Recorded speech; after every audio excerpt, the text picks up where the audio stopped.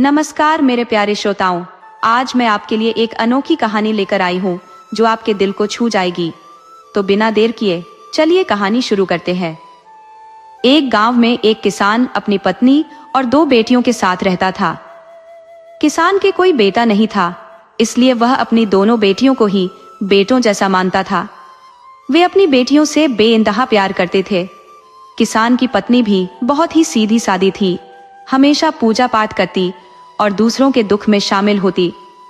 किसान भी यही चाहता था कि उसकी बेटियों में भी अच्छे गुण आए, पर किसान की दोनों बेटियां बिल्कुल अलग थी।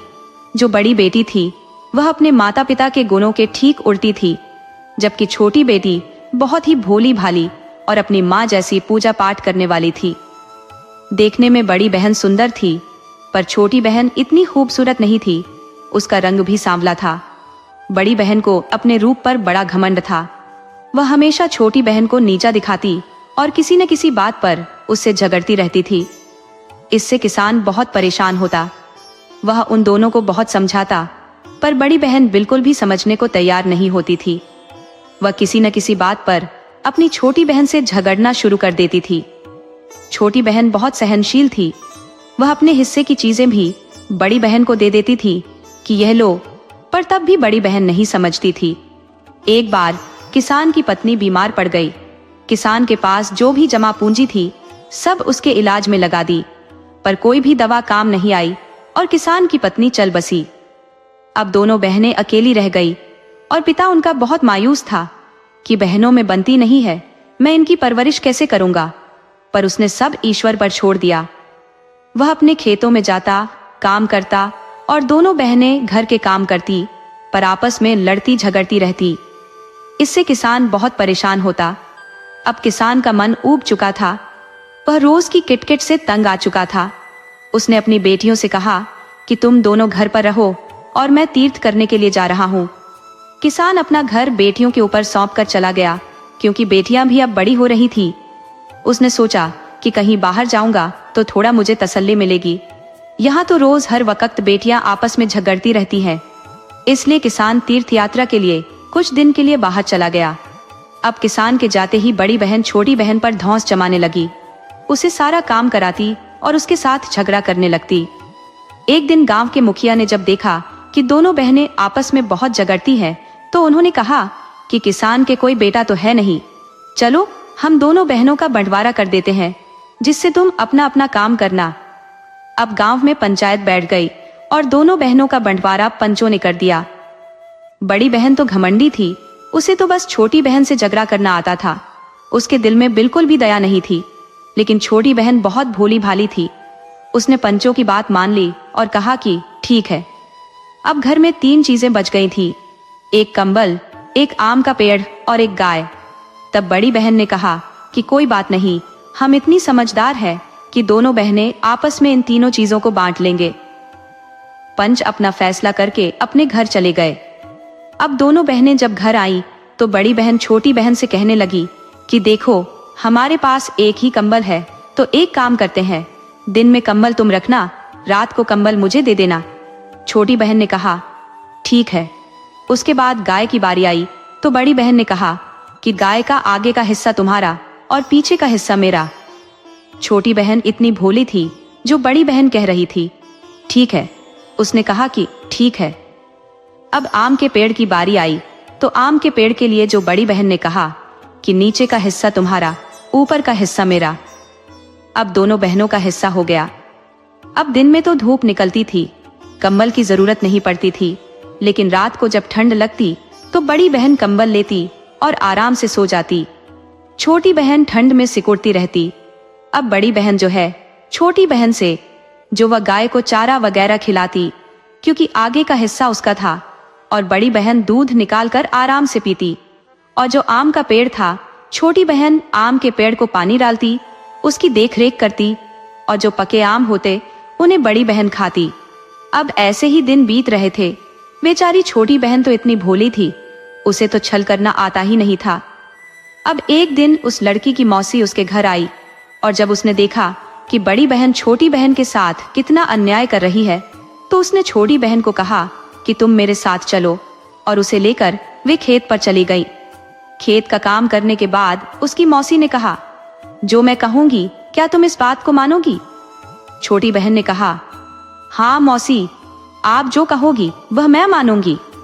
तो छोटी बहन से मौसी ने कहा कि तुम्हारे हिस्से में जो चीजें हैं यह तो उनका काम मत करो। रात को जब सोए तो कंबल को तुम गीला कर दो। कंबल गीला हो जाएगा तो उसको दे देना। उसको अक्ल तभी ठिकाने आएगी जब उसके साथ ऐसा किया जाएगा। तो वह कहने लगी कि ठीक है। अब उसने जो रात में दिन में कंबल रखा, रात को कंबल ओढ़ने की जब बारी आई तो बहन ने उससे कंबल मांगा तो उसने उसे पानी में भिगो दिया। यह देखकर वह उससे झगड़ने लगी। वह कहने लगी कि देखो, दिन में कंबल मेरा था, इसके साथ मैं कुछ भी करूं। दूसरी बात तो उसकी मौसी ने उसे बताई थी कि गाय को चारा मत खिलाना। अब जो छोटी बहन ने गाय को चारा नहीं खिलाया और न ही उसकी कोई सेवा की, तो जब बड़ी दूध पीने आई तो गाय ने लात मारी और सारा दूध बिखेर दिया। इससे वह सोचने लगी, क्या गाय ने ऐसा क्यों किया है? तो उसने कहा कि मैं आगे का हिस्सा मेरा, मैं चारा खिलाऊं या नहीं खिलाऊं। अब बड़ी बहन बहुत क्रोधित हुई, बहुत ही गुस्सा उसे आया और अपनी बहन से झगड़ा करने लगी। अब जो धीरे धीरे वह जो कुल्हाड़ी लेकर आम के पेड़ के पास पहुंची और पेड़ को काटने लगी। छोटी बहन तो बड़ी बहन से कहने लगी कि तुम यह क्यों काट रही हो? तो कहने लगी कि मेरा नीचे का हिस्सा है, चाहे इसे काटूं या कुछ भी करूं। अब उसने जो है कहने लगी, ठीक है बहन, तुम मुझे माफ कर दे। वह तो बड़ी कुटिल थी, उसके मन में तो ईर्ष्या भरी हुई थी। वह छोटी बहन के प्रति बहुत ही नफरत करती थी। ये सुंदर भी नहीं होती तो बड़ी को अपने रूप पर बड़ा घमंड था। तो उसने चाल चली और कहने लगी, ठीक है बहन, आज से हम दोनों मिलकर रहेंगे और दोनों मिलकर खाएंगे पिएंगे। अब कुछ दिन बाद किसान आया तो बड़ी बहन तो घमंड में थी, इसको सबक सिखाऊंगी।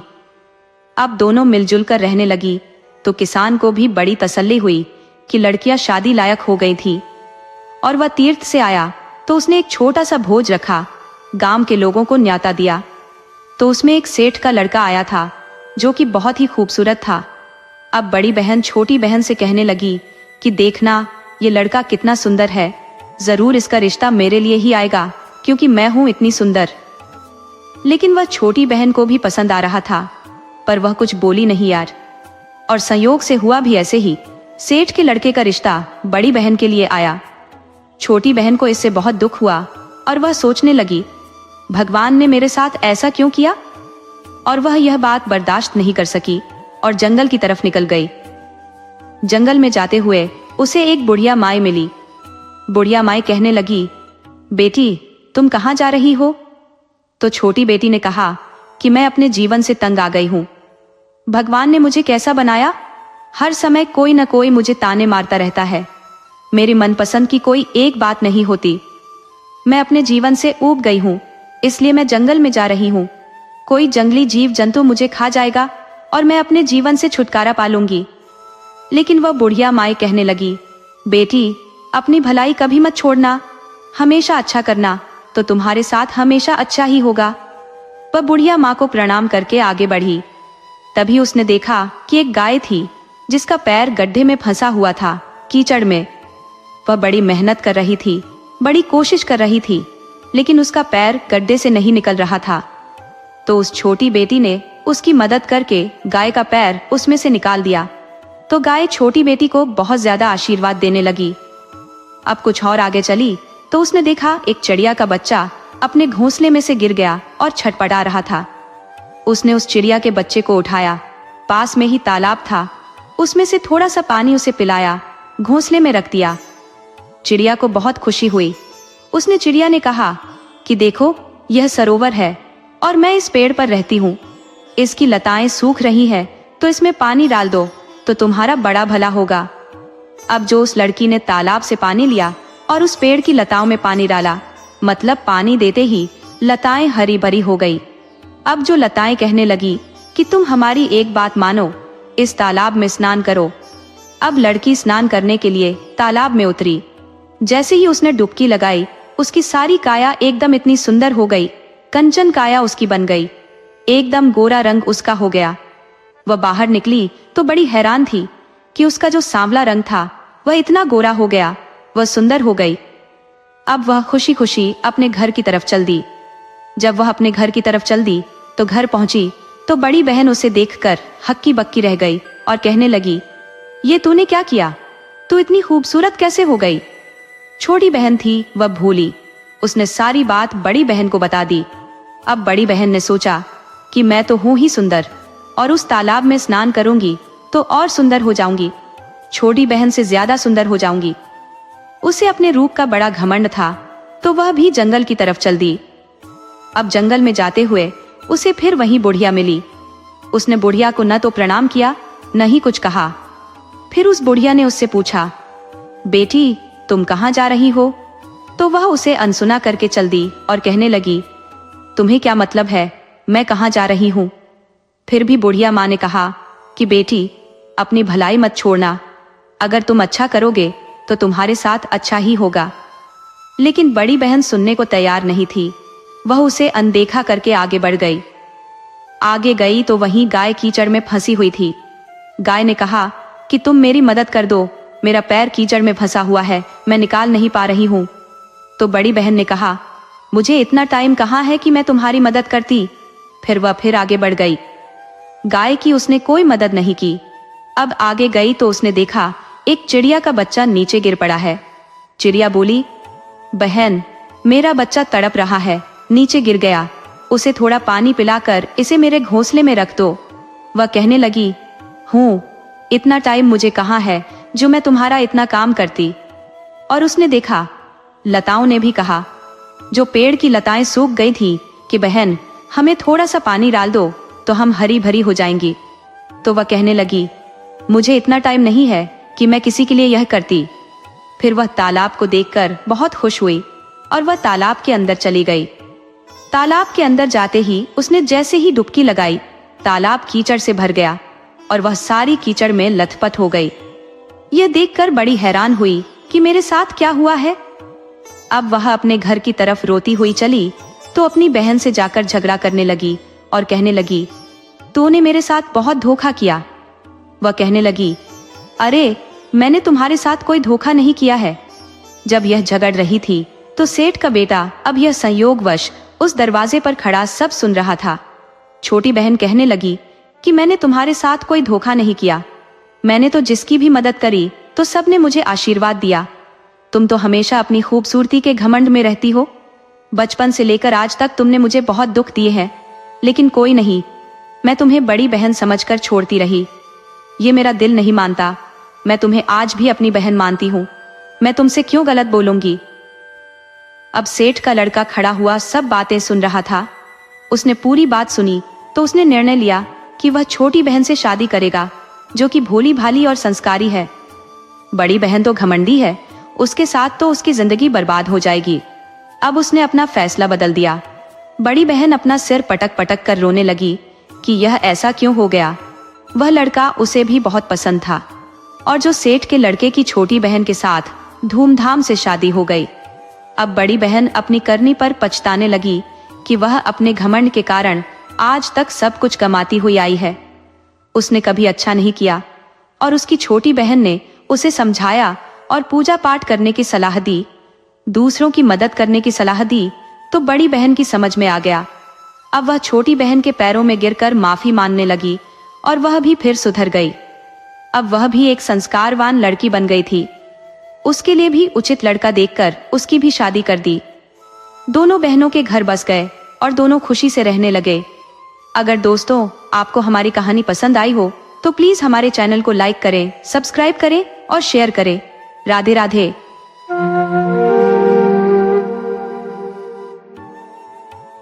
समुद्र के असीम विस्तार के बीचों बीच स्थित एक विशाल टापू पर पारसनाथ नामक व्यक्ति अपनी बेटी मीरा के साथ निवास करता था। यह टापू विविध जीव जंतुओं से भरा हुआ था और मनुष्यों में केवल वे दोनों ही वहां रहते थे। एक पहाड़ी गुफा उनका आश्रय स्थल था। मीरा की उम्र लगभग 16 वर्ष थी और जब से उसने होश संभाला था उसने न कभी उस टापू से बाहर कदम रखा था, न ही किसी बाहरी व्यक्ति को वहां आते देखा था। उसके लिए वही टापू उसका संपूर्ण संसार था। वहां के जीव जंतु उसके सहचर थे और उसका अधिकांश समय इन्हीं के साथ खेल कूद में व्यतीत होता था। पारसनाथ के पास कुछ प्राचीन ग्रंथ, पुस्तकें और एक अद्वितीय काली छड़ी थी। उसका अधिकांश समय इन ग्रंथों का अध्ययन करने में व्यतीत होता था। वह मीरा से अत्यधिक स्नेह करता था और उसके सभी सुख सुविधाओं का पूर्ण ध्यान रखता था। पारसनाथ के आचरण में एक विचित्रता थी। कभी वह किसी अदृश्य शक्ति से घंटों वार्तालाप करता, तो कभी आकाश को एकटक निहारते हुए गहन विचारों में खो जाता। वस्तुतः पारसनाथ एक सिद्ध तांत्रिक था। जब वह अपनी काली छड़ी को हाथ में लेकर अपने सिर के चारों ओर घुमाता, तो आसपास अजीबोगरीब घटनाएं घटने लगती। आकाश में काले बादल गिराते, तेज हवाएं सनसनाने लगती और समुद्र में विकराल तूफान उत्पन्न हो जाता। विशाल लहरें किनारों से टकराकर आकाश तक उठ जाती। ये प्रतीत होता था मानो आंधी तूफान उसके संकेतों पर कार्य करने वाले दास हों। इसके अतिरिक्त टापू पर रहने वाले पशु और प्रेतात्माएं भी उसकी आज्ञाओं का अनुसरण करती थी। जब वह अपने होठों को साधता, तो अदृश्य प्रेतात्माएं प्रकट हो जाती। वे सब उसकी सेनाएं थी और हर प्रकार से उसकी सहायता करती थी। उनमें सबसे प्रबल प्रेत का नाम भोकाल था। भोकाल की गति और क्षमता ऐसी थी कि वह पल भर में कई मील दूर पहुंच सकता था। पारसनाथ उसे सबसे अधिक प्रिय मानता था। एक दिन पारसनाथ हरी घास पर लेटा हुआ था और पास ही मीरा तितलियों और खरगोशों के संग खेल रही थी। ठंडी हवाओं के मधुर झोंके उसे सुकून प्रदान कर रहे थे। शीघ्र ही वह गहरी नींद में लीन हो गया और खर्राटे लेने लगा। अचानक वह चौंक कर जाग उठा और जोर से बदला बदला चिल्लाने लगा। उसका शरीर पसीने से भीग चुका था। उसकी सांसें भारी थी और आंखें रक्तिम हो चुकी थी। क्रोध से भरे हुए उसने समुद्र की ओर घूरना शुरू कर दिया। पारसनाथ अपनी समस्त तांत्रिक गतिविधियों को मीरा से यथासंभव छुपाकर रखता था। वह नहीं चाहता था कि इन क्रियाओं का उसकी मासूम बेटी के कोमल मन और विचारों पर प्रतिकूल प्रभाव पड़े। लेकिन आज वह अपनी इस सतर्कता को भुला बैठा। उसकी रक्तिम आंखें समुद्र में दूर तैरते एक छोटे जहाज पर स्थिर हो गई। कुछ ही क्षणों में शांत दिखने वाले समुद्र के गर्भ से अचानक एक उथल पुथल उठ खड़ी हुई।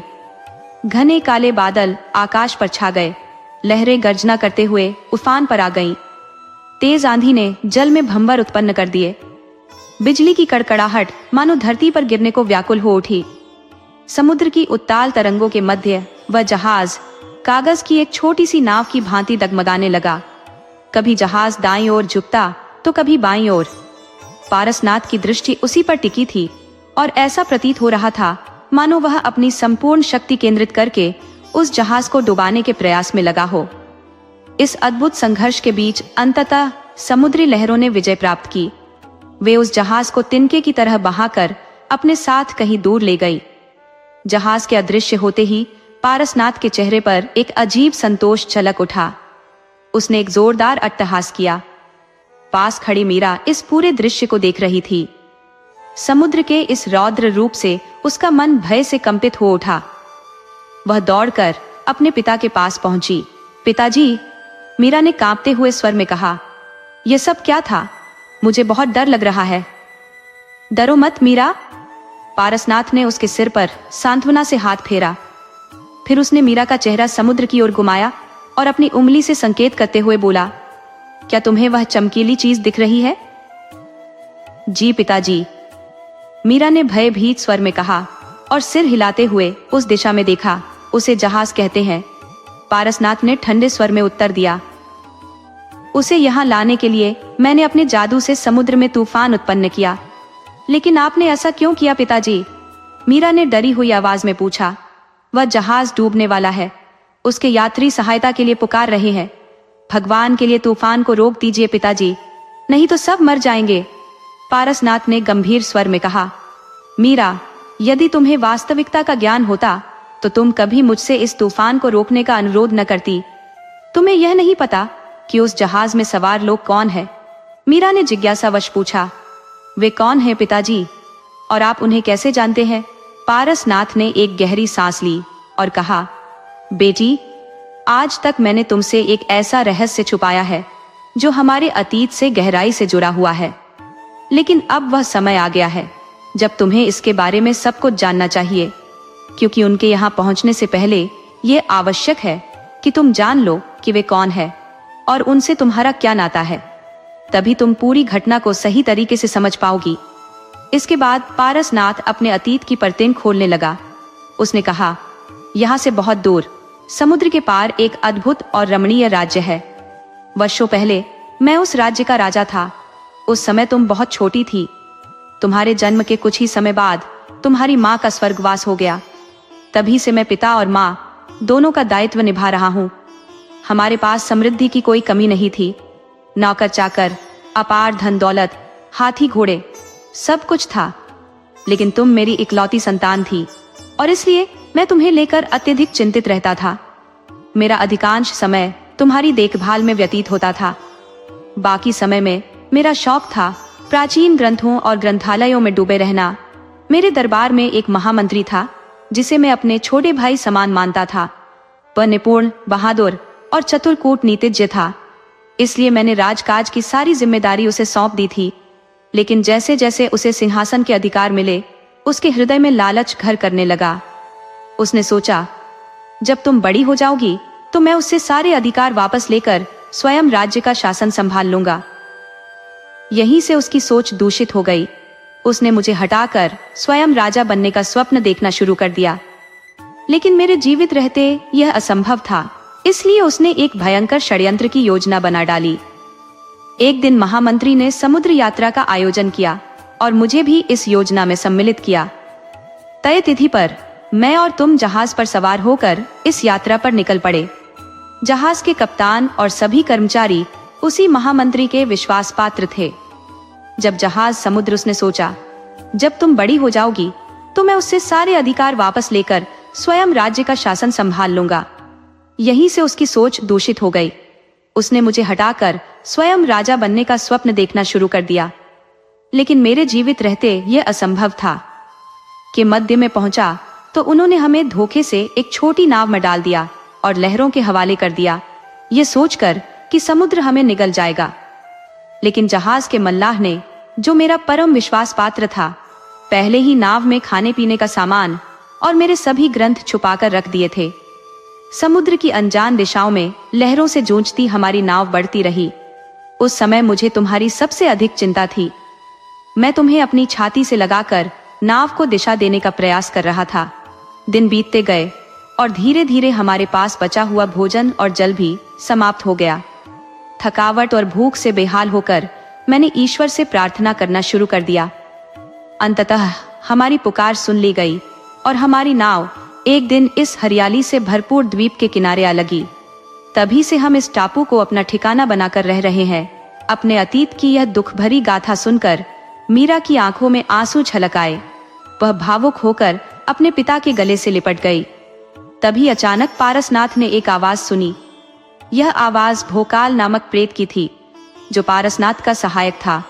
स्वामी, मैं लौट आया हूँ, भोकाल ने कहा। पारसनाथ ने सोचा कि अपनी बेटी के समक्ष अदृश्य शक्तियों के साथ वार्तालाप करना उसे भयभीत कर सकता है। इसलिए उसने मंत्र का उच्चारण किया और मीरा को गहरी निद्रा में सुला दिया। फिर उसने प्रेत से संवाद करते हुए पूछा, आओ प्रेतराज, क्या समाचार लाए हो? जहाज के यात्रियों की क्या स्थिति है? भोकाल ने उत्तर दिया, स्वामी, जैसा आपने आदेश दिया था मैंने वैसा ही किया। मैंने अपनी समस्त शक्ति लगाकर समुद्र में भयंकर तूफान उत्पन्न किया, जिससे जहाज तिनके की भांति डगमगाने लगा। उस दृश्य को देखकर सभी यात्रियों के होश उड़ गए।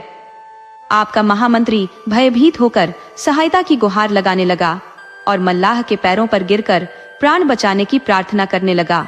लेकिन उसका पुत्र विराट अत्यंत साहसी और निर्भीक निकला। वह स्वयं एक छोटी नाव लेकर इस टापू की ओर बढ़ रहा है। जहाज के डूबने के बाद अन्य यात्री भी अलग अलग तरीकों से इस टापू की ओर आने का प्रयास कर रहे हैं, किंतु आप निश्चिंत रहे, वे सभी सुरक्षित हैं।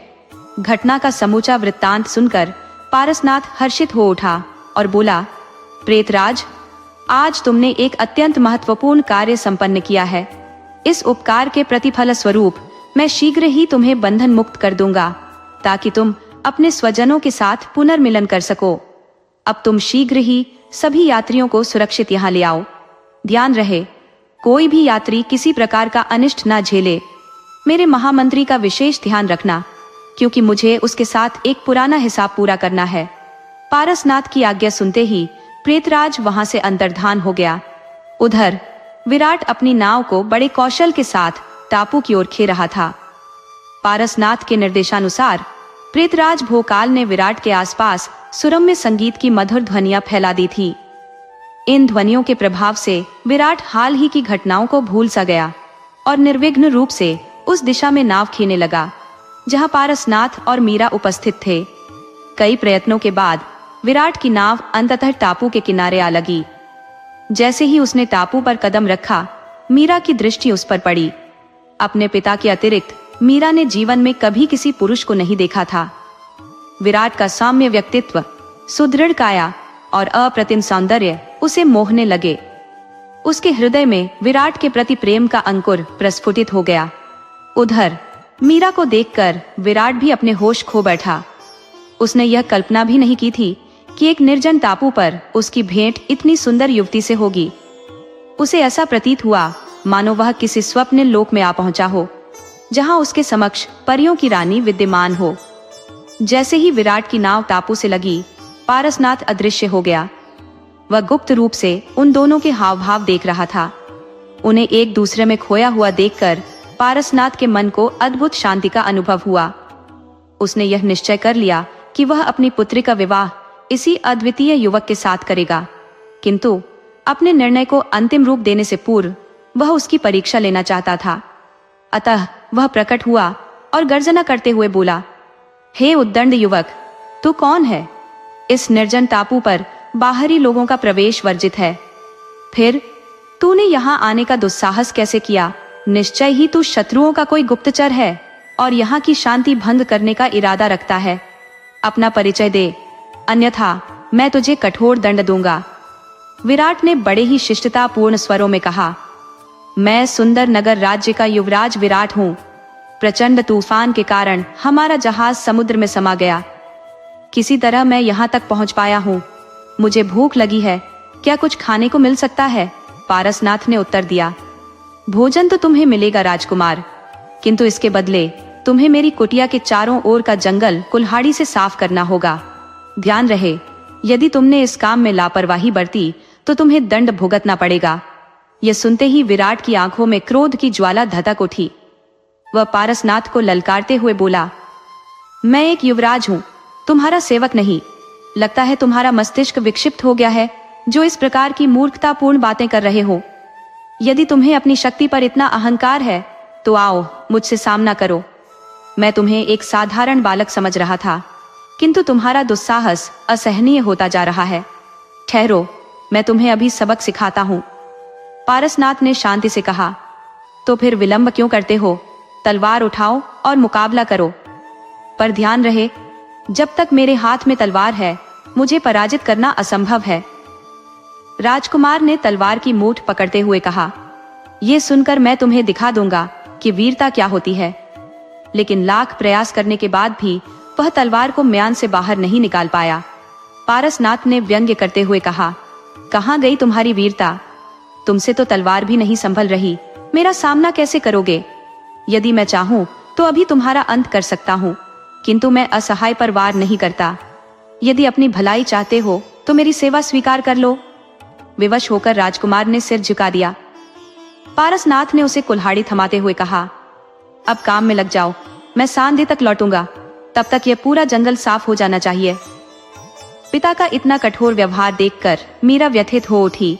उसने कहा, पिताजी, ये राजकुमार है, इसने जीवन में कभी पानी तक अपने हाथ से नहीं पिया। इतना कठिन कार्य यह कैसे कर सकेगा? कुल्हाड़ी पकड़ने मात्र से इसके हाथ छिल जाएंगे। आप इतने निर्दयी न बने, इसे क्षमा कर दे। पारसनाथ ने कड़कते हुए उत्तर दिया, चुप रहो मीरा, एक अजनबी के लिए तुम अपने पिता को सिखाने चली हो? ऐसे न जाने कितने राजकुमार इस दुनिया में भरे पड़े हैं। लकड़ी काटने से ज्यादा इसके हाथ छिल जाएंगे, टूटेंगे तो नहीं। इसे यह कार्य करना ही होगा। तुम इसका पक्ष लेने के बजाय इसके काम पर नजर रखो। यदि यह लापरवाही करे तो मुझे तुरंत बताना। ये कहकर पारसनाथ वहां से चला गया, लेकिन थोड़ी दूर जाकर अदृश्य हो गया और उनकी बातचीत सुनने के लिए लौट आया। पिता की कठोरता और राजकुमार की विवशता को देख मीरा की आंखें भर आईं। उसने राजकुमार से कहा, पिताजी की ओर से मैं आपसे क्षमा याचना करती हूँ। यकीन मानिए, वे इतने कठोर और निष्ठुर नहीं है, लेकिन कभी कभी उनका स्वभाव ऐसा अप्रत्याशित रूप से बदल जाता है। मुझे पूरा भरोसा है कि वे जल्द ही लौटकर आपको इस कार्य से मुक्त कर देंगे। कृपया आप बिल्कुल भी व्यथित न हो, राजकुमार ने शांत स्वर में उत्तर दिया। मीरा, मुझे न तो किसी से कोई शिकायत है और न ही मेरे मन में किसी के प्रति विद्वेष, लेकिन एक सत्य जो मैं छिपा नहीं सकता वह यह है कि मैं तुमसे प्रेम करने लगा हूं। तुम्हें अपने साथ ले जाना चाहता हूं। तुम मेरी हृदय की रानी बनकर सदा मेरे पास रहोगी। मीरा ने भी झिझकते हुए अपने हृदय की बात प्रकट की। राजकुमार, मैं भी आपको मन ही मन चाहने लगी हूँ। मैंने अपना तन मन आपको समर्पित कर दिया है। जहां भी आप रहेंगे मैं वहीं रहकर आपकी सेवा करूंगी। उनकी भावनाओं के इस आदान प्रदान को सुनकर पारसनाथ, जो अब तक छिपा हुआ था, प्रकट हो गया। उसने सौम्य स्वर में कहा, मेरा आशीर्वाद सदा तुम दोनों के साथ रहेगा। तुम जहां भी रहो सदा प्रसन्न रहो। मीरा और विराट ने विस्मित होकर पारसनाथ को देखा। तभी महामंत्री और उनके अन्य साथी प्रेतराज भोकाल के साथ वहां पहुंचे। महामंत्री अब तक यह मान चुके थे कि तूफान ने उनके पुत्र को छीन लिया है। इस आघात ने उनके चेहरे पर गहरी उदासी छा दी थी, लेकिन जब उन्होंने विराट को एक सुंदर युवती के साथ देखा तो उनकी प्रसन्नता का ठिकाना न रहा। दौड़कर उन्होंने अपने पुत्र को गले लगा लिया। इस पुनर्मिलन के दौरान महामंत्री की दृष्टि पारसनाथ पर पड़ी, लेकिन वह उसे पहचान नहीं सके। तब पारसनाथ आगे बढ़कर बोला, आओ महामंत्री, मेरे भाई, मुझसे गले मिलो। मैं कब से तुम्हें गले लगाने के लिए तरस रहा हूँ। वर्षों पहले हमारी कमजोरियों ने हमें अलग कर दिया था, लेकिन आज ईश्वर की कृपा से हम फिर से एक हो रहे हैं। ये सुनते ही महामंत्री ने पारसनाथ को पहचान लिया। अपने अतीत के दुष्कृत्यों की याद आते ही उनकी आंखें झुक गई। वे घुटनों के बल बैठकर पारसनाथ से क्षमा मांगने लगे। पारसनाथ ने उन्हें उठाकर गले से लगाते हुए स्नेहपूर्ण स्वर में कहा, भाई, जीवन में ऐसी घटनाएं घटती रहती हैं। लालच मनुष्य को अंधा बना देता है, लेकिन इंसान वही है जो दूसरों की गलतियों को माफ कर सके। मैंने तुम्हें उसी दिन क्षमा कर दिया था जिस दिन तुम्हारे सेवकों ने हमें समुद्र में छोड़ दिया था।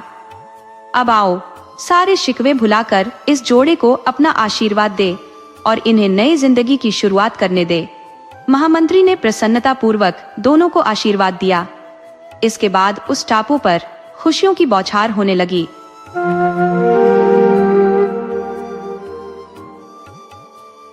बहुत समय पहले की बात है। एक समय की बात है जब एक जमींदार था जो अपनी पत्नी और एक बच्चे के साथ बेहद आराम से जीवन बिता रहा था। उसके पास हल, बैल, जमीन, जायदाद सब कुछ था। गांव के कई किसान उसके खेतों में काम किया करते थे और जमींदार आराम से घर बैठा नौकर चाकरों पर हुक्म चलाता था।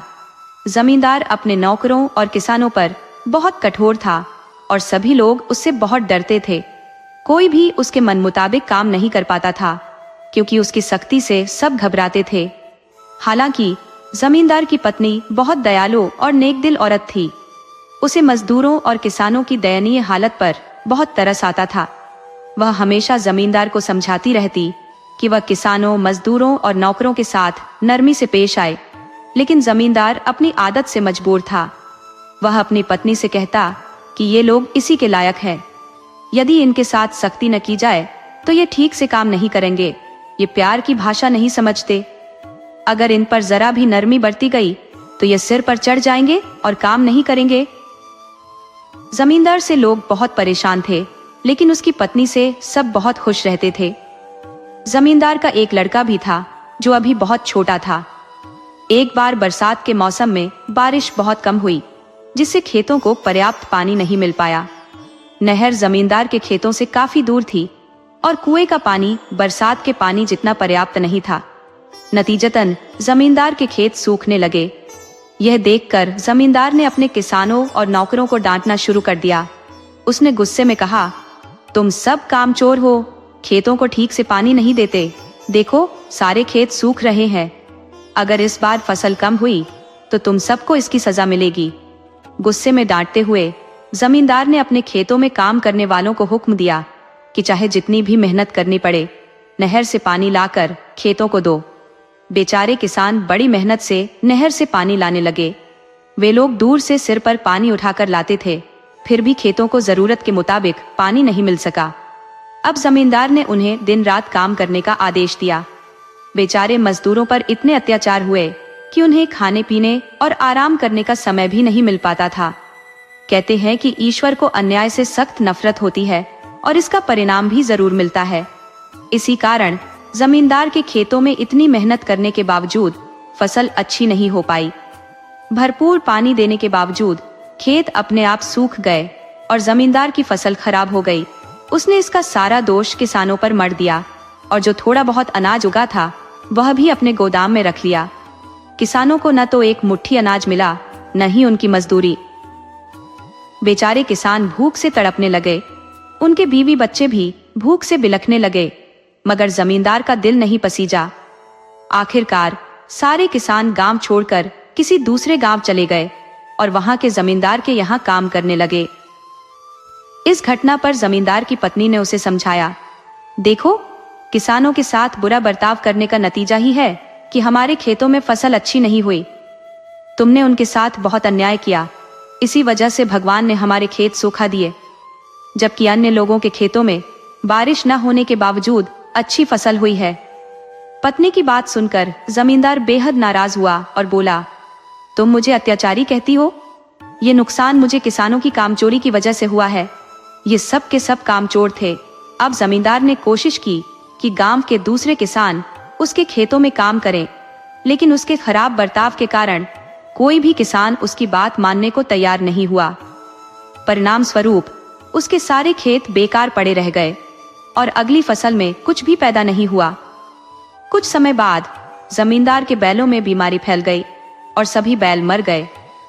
उसके हल बेकार पड़े रह गए और धीरे धीरे उसकी आर्थिक स्थिति इतनी खराब हो गई कि उसे अपने घर का खर्च चलाने के लिए अपनी जमा पूंजी खर्च करनी पड़ी। अंततः उसे अपने हल भी बेचने पड़े।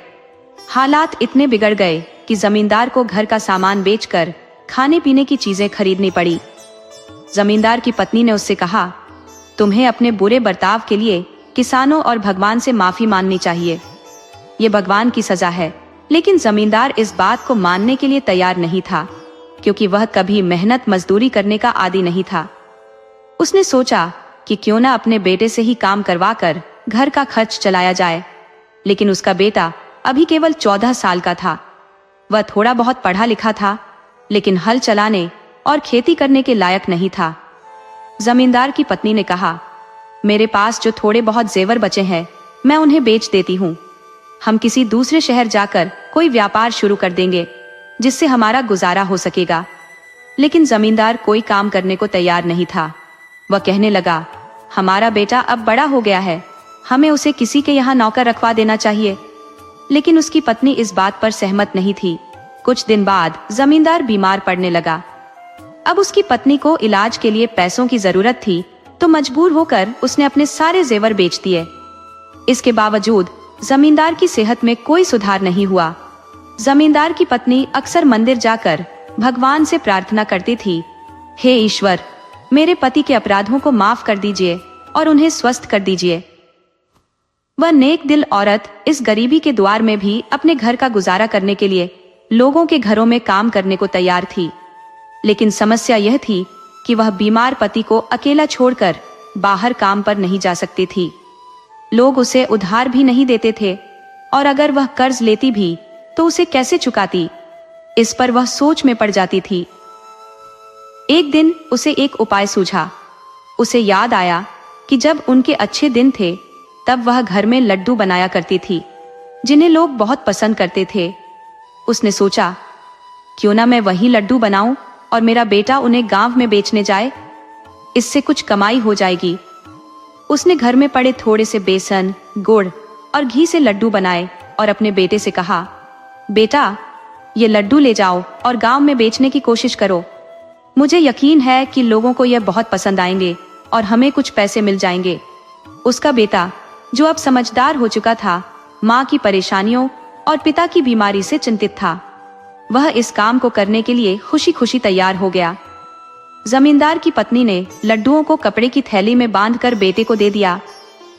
वह गांव की गलियों में घूम घूम कर लड्डू बेचने लगा और जैसा कि उसकी मां ने सोचा था, लोगों को वह लड्डू बहुत पसंद आए। जैसे भगवान की कृपा उन पर हो गई हो, लड्डू तेजी से बिकने लगे और उन्हें इतनी कमाई हो गई कि खाने पीने और इलाज के लिए पर्याप्त थी। उन्होंने थोड़ा थोड़ा करके पैसे बचाना भी शुरू कर दिया ताकि वे अपना कर्ज चुका सके।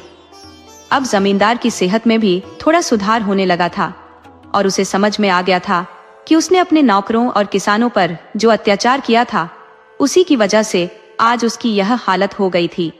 जमींदार ने भगवान से अपने अपराधों के लिए माफी मांगी और फैसला किया कि अब वह कभी किसी गरीब पर अत्याचार नहीं करेगा। उसने अपनी पत्नी से कहा, जैसे ही मैं ठीक हो जाता हूँ, मैं खुद काम करना शुरू करूंगा और हर किसान के घर जाकर उनसे माफी मांगूंगा।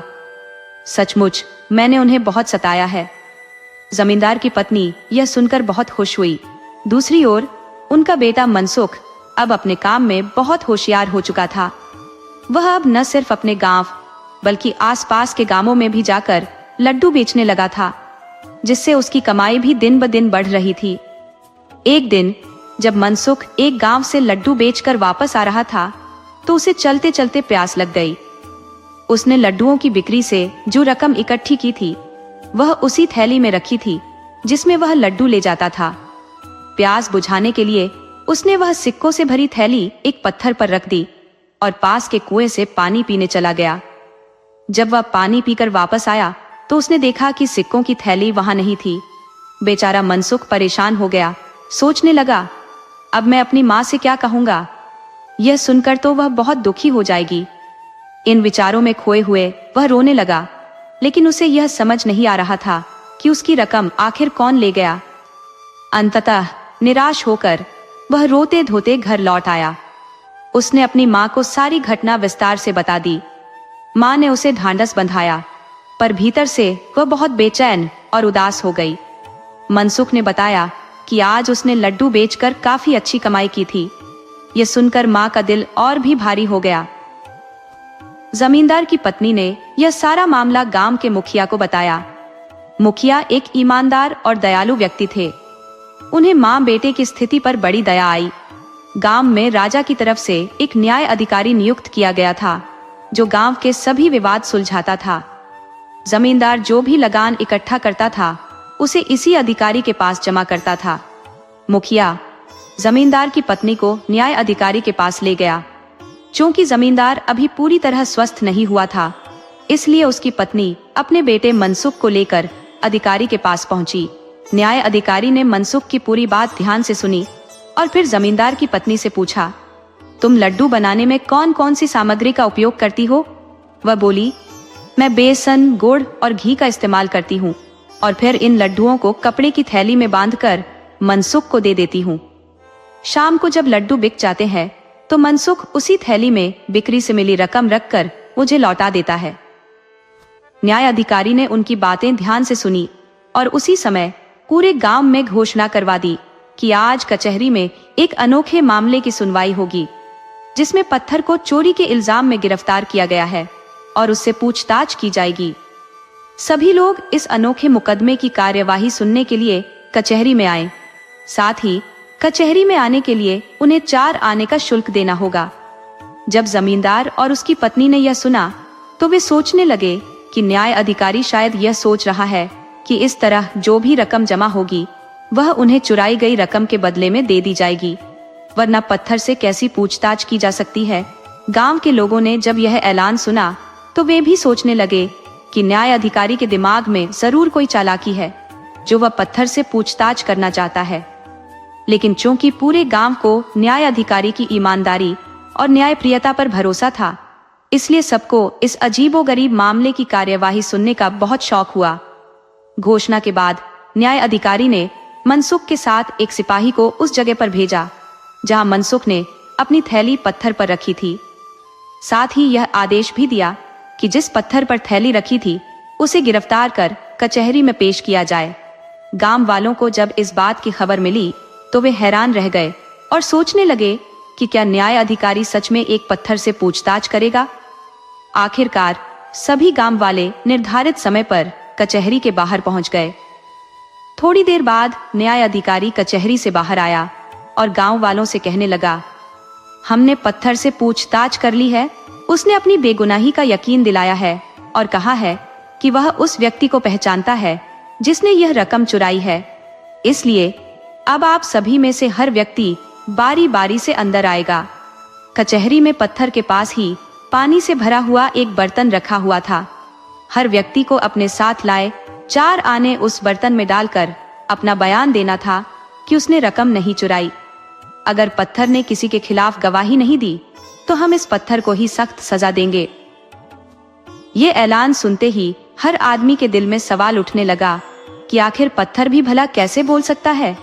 न्याय अधिकारी ने ये कौन सा नायाब खेल रचा है। फिर भी सभी यह देखने के लिए उत्सुक थे कि आखिर इसका अंजाम क्या होगा। न्याय अधिकारी कचहरी के एक किनारे खड़ा हो गया। लोग उसके निर्देशानुसार एक एक करके अंदर आने लगे। अधिकारी के हुक्म के मुताबिक हर आदमी अपने साथ लाए पैसे उस पानी से भरे बर्तन में डालने लगा। न्याय अधिकारी हर व्यक्ति से पूछता, क्या तुमने इस लड़के की रकम चुराई है। जब कोई इनकार करता तो अधिकारी पत्थर की तरफ देखता और कहता, बता रे पत्थर, क्या ये आदमी सच कह रहा है। पत्थर कोई जवाब नहीं देता और अधिकारी उस आदमी को अलग खड़ा कर देता और कहता, तुम्हारी बात सच है क्योंकि पत्थर ने तुम्हारे खिलाफ कुछ नहीं कहा, इसलिए तुम निर्दोष हो। फिर वह कहता, पत्थर तभी बोलेगा जब असली चोर को पहचान लेगा और उसके खिलाफ सबूत पेश करेगा। लोग एक एक करके आते रहे और ये अजीब खेल देखते रहे। सबके मन में यही उत्सुकता थी कि देखें आखिर पत्थर कब और क्या बोलेगा। कई लोग निर्दोष साबित होते रहे। अंततः एक आदमी ने जैसे ही 4 आने उस बर्तन में डाले, न्याय अधिकारी ने उसे गौर से देखा और पूछा, क्या तुमने इस लड़के की रकम चुराई है। उस आदमी ने मना कर दिया। इसके बाद अधिकारी ने बर्तन के अंदर झांका और तुरंत सिपाही को आदेश दिया, इस आदमी को गिरफ्तार कर लो क्योंकि इस पत्थर ने इसकी पहचान चोर के रूप में की है। साथ ही उसने कहा, जो सबूत पत्थर ने दिया है वह भी सबके सामने पेश किया जाएगा।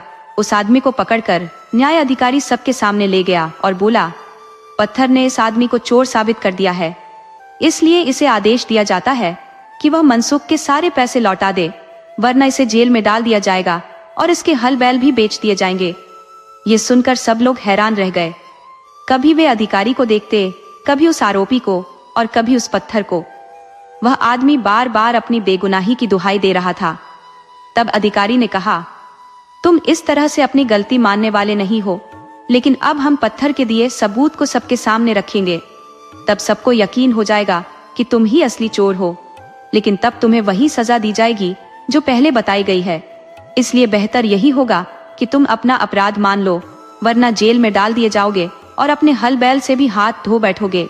आखिरकार उस आदमी ने अपना गुनाह कबूल कर लिया कि मनसुख की थैली उसने ही चुराई थी।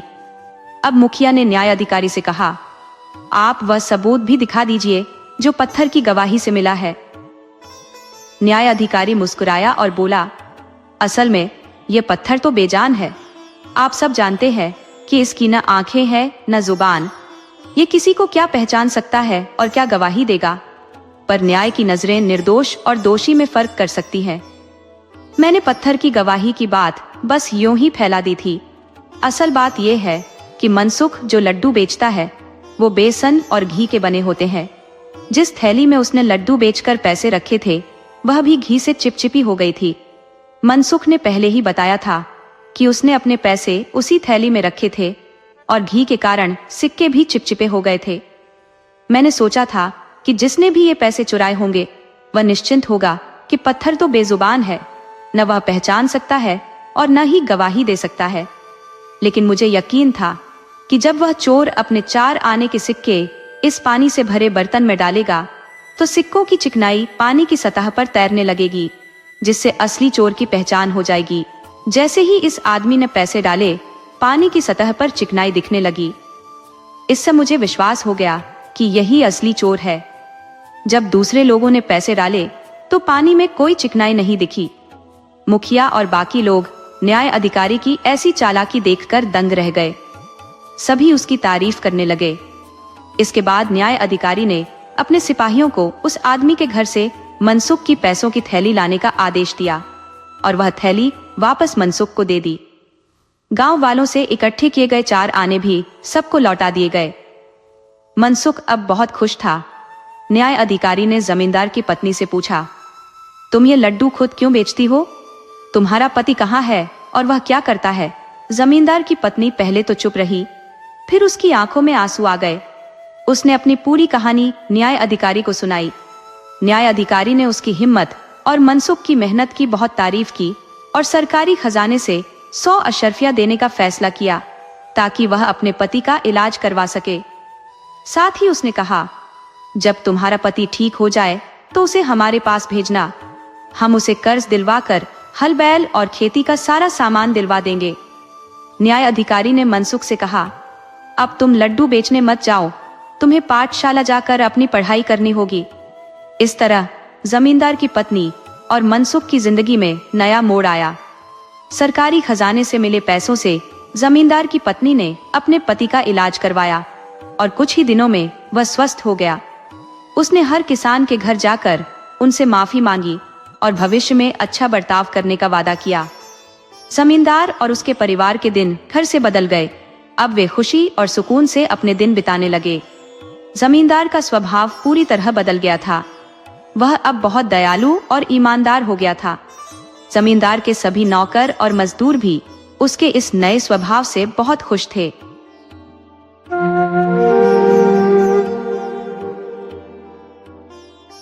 बाबू साहब अपने कक्ष में बैठे हुए धोबी के आगमन का इंतजार कर रहे थे। जैसे ही धोबी उपस्थित हुआ, उन्होंने कपड़ों को बाहर निकालना प्रारंभ कर दिया। बातचीत के क्रम में बाबू साहब ने उसकी उम्र के बारे में पूछ लिया। धोबी ने उत्तर दिया, 100 वर्ष। बाबू साहब चकित रह गए। उनके कानों पर विश्वास नहीं हुआ और उन्होंने पुनः पूछा, क्या तुमने कहा कि तुम्हारी उम्र 100 वर्ष है? धोबी ने पुष्टि की, हाँ बाबू साहब, पूरी 100 वर्ष, न 1 वर्ष कम न 1 वर्ष अधिक। बहुत से लोग मेरी सूरत से धोखा खा जाते हैं, मगर आप इतने वृद्ध प्रतीत नहीं होते। मेरा अनुमान था कि आपकी उम्र 87 वर्ष से अधिक नहीं होगी, लेकिन नहीं बाबू साहब, मैंने पूरे 100 वर्ष जी लिए हैं। भाग्यशाली हूं मैं। धोबी ने इसका कोई उत्तर न दिया। अचानक बाबू साहब के मन में एक विचार उत्पन्न हुआ। उन्होंने पूछा, अच्छा भाई, क्या तुमने सिखों का राज्य देखा था? धोबी ने उत्तर दिया, हाँ देखा है। उस राज्य में तुम सुखी थे या नहीं? मेरा मतलब है, उस समय लोगों की स्थिति कैसी थी? धोबी ने बाबू साहब की ओर देखा, जैसे कोई पुराना स्मरण उसे याद आ गया हो, और ठंडी सांस लेकर कहा, मैं उस समय बहुत छोटा था, इसलिए सिखों के राज्य के बारे में नहीं कह सकता, लेकिन सिखों के राजा के बारे में अवश्य कह सकता हूं। बाबू साहब के मन में हल्की सी गुदगुदी होने लगी। उन्होंने पूछा, क्या तुमने महाराज के दर्शन किए हैं? धोबी ने उत्तर दिया, हाँ सरकार, दर्शन किए हैं। वे अजीब आदमी थे। उनकी आकृति याद आती है तो दिल में एक ठेस सी महसूस होती है। वे बहुत दयालु थे, राजा थे, लेकिन साधुओं जैसे स्वभाव वाले थे। घमंड का नाम भी न था। मैं आपको एक बात सुनाता हूँ, शायद आप विश्वास न करें, लेकिन यह एक सच्ची घटना है। इसमें झूठ का कोई अंश नहीं है। सुनकर आपको खुशी होगी, अचरज होगा और आप उछल पड़ेंगे। मैं हिंदी में सामान्य जानता हूँ, लेकिन बहुत अधिक किताबें नहीं पढ़ी। आप दिन रात पढ़ते रहते हैं, लेकिन मुझे विश्वास है कि आपने ऐसी घटना कभी नहीं पढ़ी होगी। मैं धोबी हूँ और मेरे पिता भी धोबी थे। हम लाहौर में रहते थे। उस समय हम जिस स्थान पर कपड़े धोते थे, अब वह घाट समाप्त हो चुका है। रावी नदी दूर चली गई और उस समय की बातें भी दूर चली गई। फर्क इतना है कि रावी नदी थोड़ी दूर जाकर नजर आ जाती है, लेकिन वह युग कहीं नजर नहीं आता। मेरी उम्र उस समय 7-8 वर्ष की थी, जब चारों ओर अकाल का कोलाहल मचा था। ऐसा अकाल पहले किसी ने नहीं देखा था। लगातार 2.5 वर्ष तक वर्षा नहीं हुई। किसान रोते थे। तालाब, नदी, नाले सब सूख गए। पानी कहीं नजर नहीं आता था। मैं आज भी उन दिनों को कल की तरह याद करता हूँ। हमने कई प्रकार के टोटके किए, पानी बरसाने की दुआएं की, लेकिन वर्षा नहीं हुई। मुसलमान मस्जिदों में नमाज पढ़ते, हिंदू मंदिरों में पूजा करते, सिख गुरुद्वारों में ग्रंथ साहब का पाठ करते, फिर भी वर्षा नहीं होती थी। भगवान की कृपा नहीं हो रही थी। दुनिया भूख से मर रही थी। बाजारों में रौनक नहीं थी, दुकानों पर ग्राहक नहीं थे और घरों में अनाज नहीं था। ऐसा लग रहा था कि जैसे प्रलय का दिन निकट आ गया है। सबसे बुरी स्थिति किसानों की थी। मेरे दादा के चेहरे पर खुशी का कोई निशान नहीं था।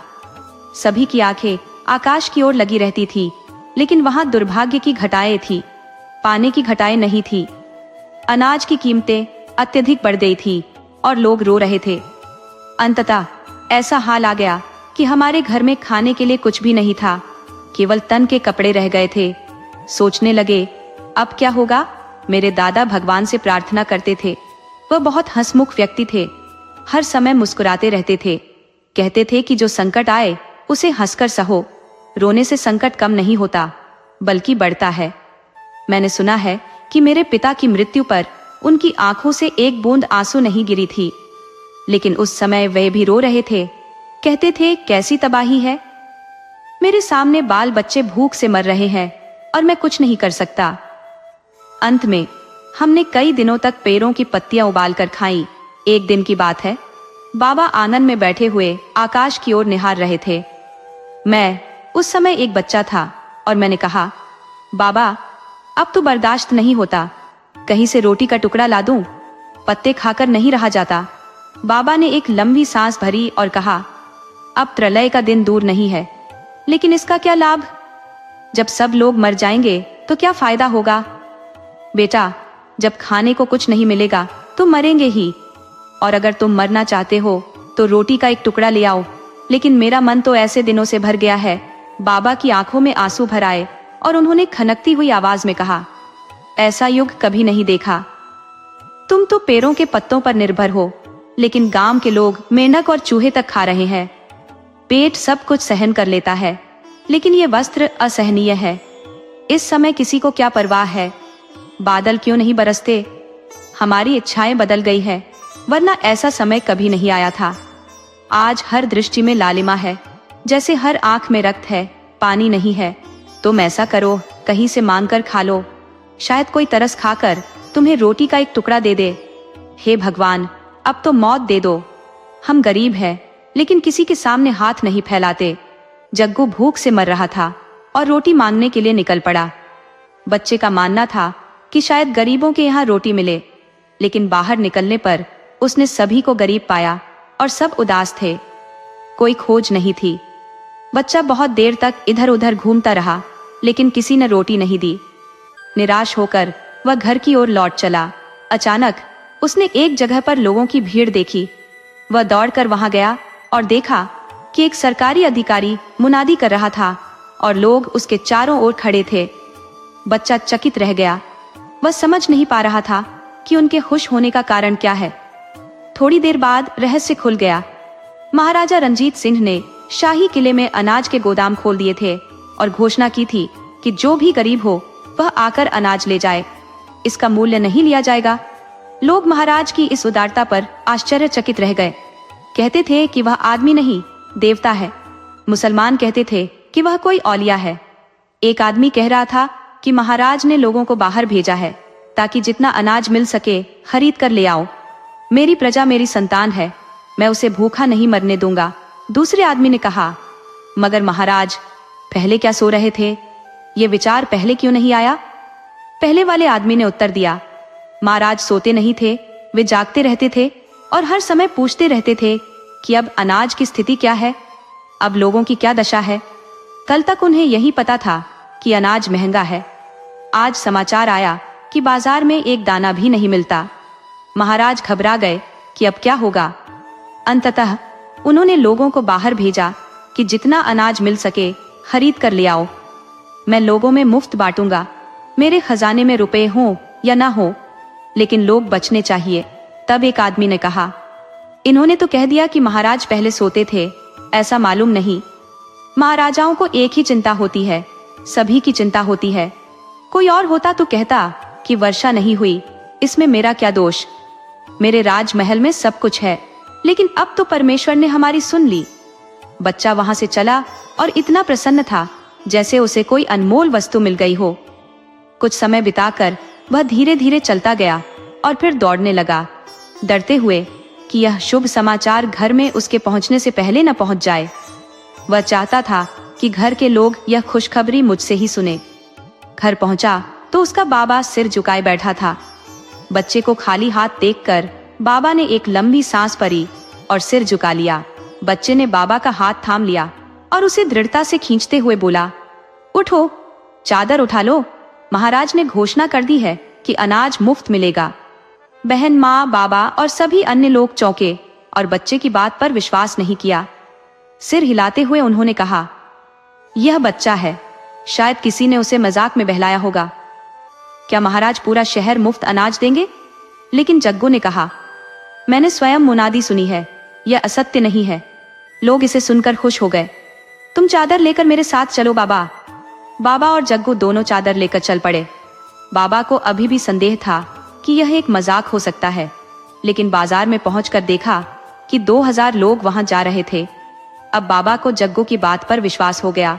जिले में पहुंचे तो वहां केवल गरीब ही थे और अमीरों को अंदर जाने की अनुमति नहीं थी। फाटक पर सिपाही खड़े थे जो सफेद और उजले कपड़े देखे तो उन्हें रोक लेते थे। वे कहते थे, ये अनाज गरीबों की सहायता के लिए है, अमीरों के घर तो अभी भी भरे पड़े हैं। ये गरीबों का लंगर था, अमीरों का भोज नहीं।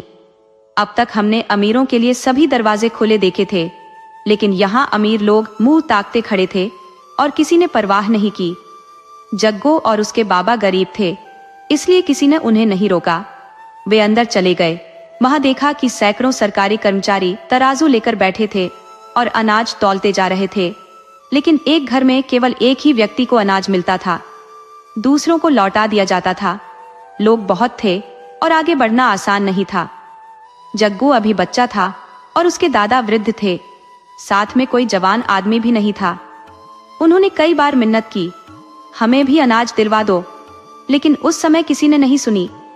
बाबा ने 2 बार आगे बढ़ने का प्रयास किया, लेकिन दोनों बार धक्के खाकर बाहर आ गए। तब जग्गू और बाबा दोनों एक ओर खड़े हो गए और अपनी विवशता पर विलाप करने लगे। संध्या का समय हो गया और अंधेरा छाने लगा। तभी शंख बजने की आवाज सुनाई दी और अनाज देने वालों ने अनाज देना बंद कर दिया। आदेश हुआ कि बाकी लोग कल आकर ले जाएं, लेकिन यदि कोई फिर से आया तो उसे सजा दी जाएगी। महाराज नाराज हो सकते हैं। लोग निराश हो गए और आंगन धीरे धीरे खाली हो गया। लेकिन जग्गू और बाबा कैसे चले जाते? कई दिनों से भूखे थे। दोनों रोने लगे। बाबा ने कहा, बेटा, हम कितने दुर्भाग्यशाली हैं, नदी के किनारे आकर भी प्यासे लौट रहे हैं। भाग्यशाली लोग झोलियां भरकर ले गए, हम खाली हाथ लौट जाएंगे। बाबा, उनसे कहो हमें दे दें, हम बहुत भूखे हैं। चलो घर चलते हैं, अनाज नहीं मिलेगा तो गलियां तो मिलेंगी। बच्चे ने कहा, तुम कैसी बातें करते हो? ये लोग अब अनाज नहीं देंगे, कल फिर आना पड़ेगा। आज क्या खाएंगे? गरीबों के लिए केवल गम है आज की रात। सब्र करो बाबा, मैं नहीं जाऊंगा। कहो तो सही, शायद दे दे। इतने में एक सरदार आया और हमारे पास खड़ा हो गया। उसने कहा, अब क्यों नहीं जाते? कल आ जाना, आज अनाज नहीं मिलेगा। बाबा ने ठंडी सांस भरी और कहा, जाते हैं सरकार। इस व्यवस्था से सरदार का दिल पसीज गया। उसने पूछा, तुम कौन हो? सरदार साहब ने कहा, कल नहीं आ सकोगे, लेकिन गरीब आदमी हूं, मैं बूढ़ा हूं और यह बच्चा भी।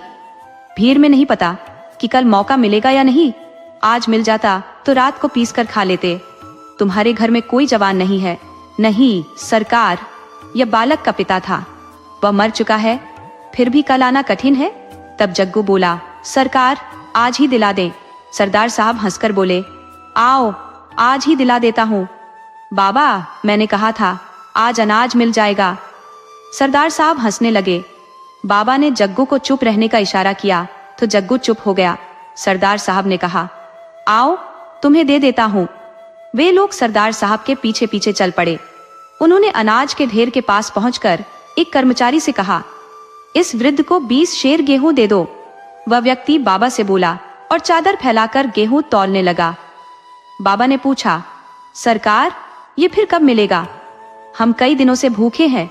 सरदार साहब हंसते हुए बोले, तो और क्या चाहते हो? सरकार शब्द का प्रयोग करते हुए मुझे शर्म आती है, मैं और क्या कर सकता हूँ? नहीं, अगर 20 सिर और मिल जाएं तो बहुत कृपा होगी। आपकी जान के लिए दुआ करता रहूंगा। बड़े लालची हो सरदार साहब, पेट भरने की बात हो रही है, नहीं तो हम बेगैरत नहीं होते। अगर सभी को इस तरह से देंगे तो अनाज कैसे पूरा होगा? राजमहल में मोतियों की कमी नहीं है, फिर भी द्वार पर आना पड़ेगा। शहर में आपकी प्रतिष्ठा बढ़ेगी। बाबा ने जग्गू से कहा, इनको नमस्कार करो, इन्हीं की वजह से हम बच गए, नहीं तो रात रोते रोते कट जाती। जग्गू ने आगे बढ़कर उनके पैर छू लिए। जीते रहो बेटा। तुम्हारा नाम क्या है? सरदार साहब ने पूछा। जग्गू, अब अनाज मिल गया, जाओ और रोटियां पकाकर खाओ। जग्गू ने कहा। सरकार, 20 और दे दीजिए। सरदार साहब ने कहा। तू तो अपने बाबा से भी ज्यादा लोभी निकला। सरदार साहब ने तौलने वाले से कहा। बीज से और तौलने वाला बूढ़ा है, बार बार कैसे आएगा? अभी से और अनाज मिल गया। सरदार साहब ने कहा। अब खुश हो जाओ, वाहे गुरु आपका यश बढ़ाए। सरदार साहब बोले, महाराज की जान की दुआ दूं, ये सब उनकी कृपा है, नहीं तो लोग भूखे मर जाते। सच पूछो तो यह उनका धर्म था, अगर ऐसा न होता तो तुम राजा के भाग्यशाली बनते। बाबा ने कहा। सच्चाई यही है सरकार, महाराज ऋषि है। सरदार साहब ने उत्तर दिया। ऋषि तुम क्या होंगे, आदमी बने रहना ही बड़ी बात है। अब तक तौलने वाले सभी लोग जा चुके थे, किले में केवल हम ही बचे थे। सरदार साहब ने कहा। अब इसे उठाकर ले जाओ, गरीब दावत में जाकर बहुत खाता है, इस बारे में नहीं सोचता कि बचेगा या नहीं। बाबा ने कहा।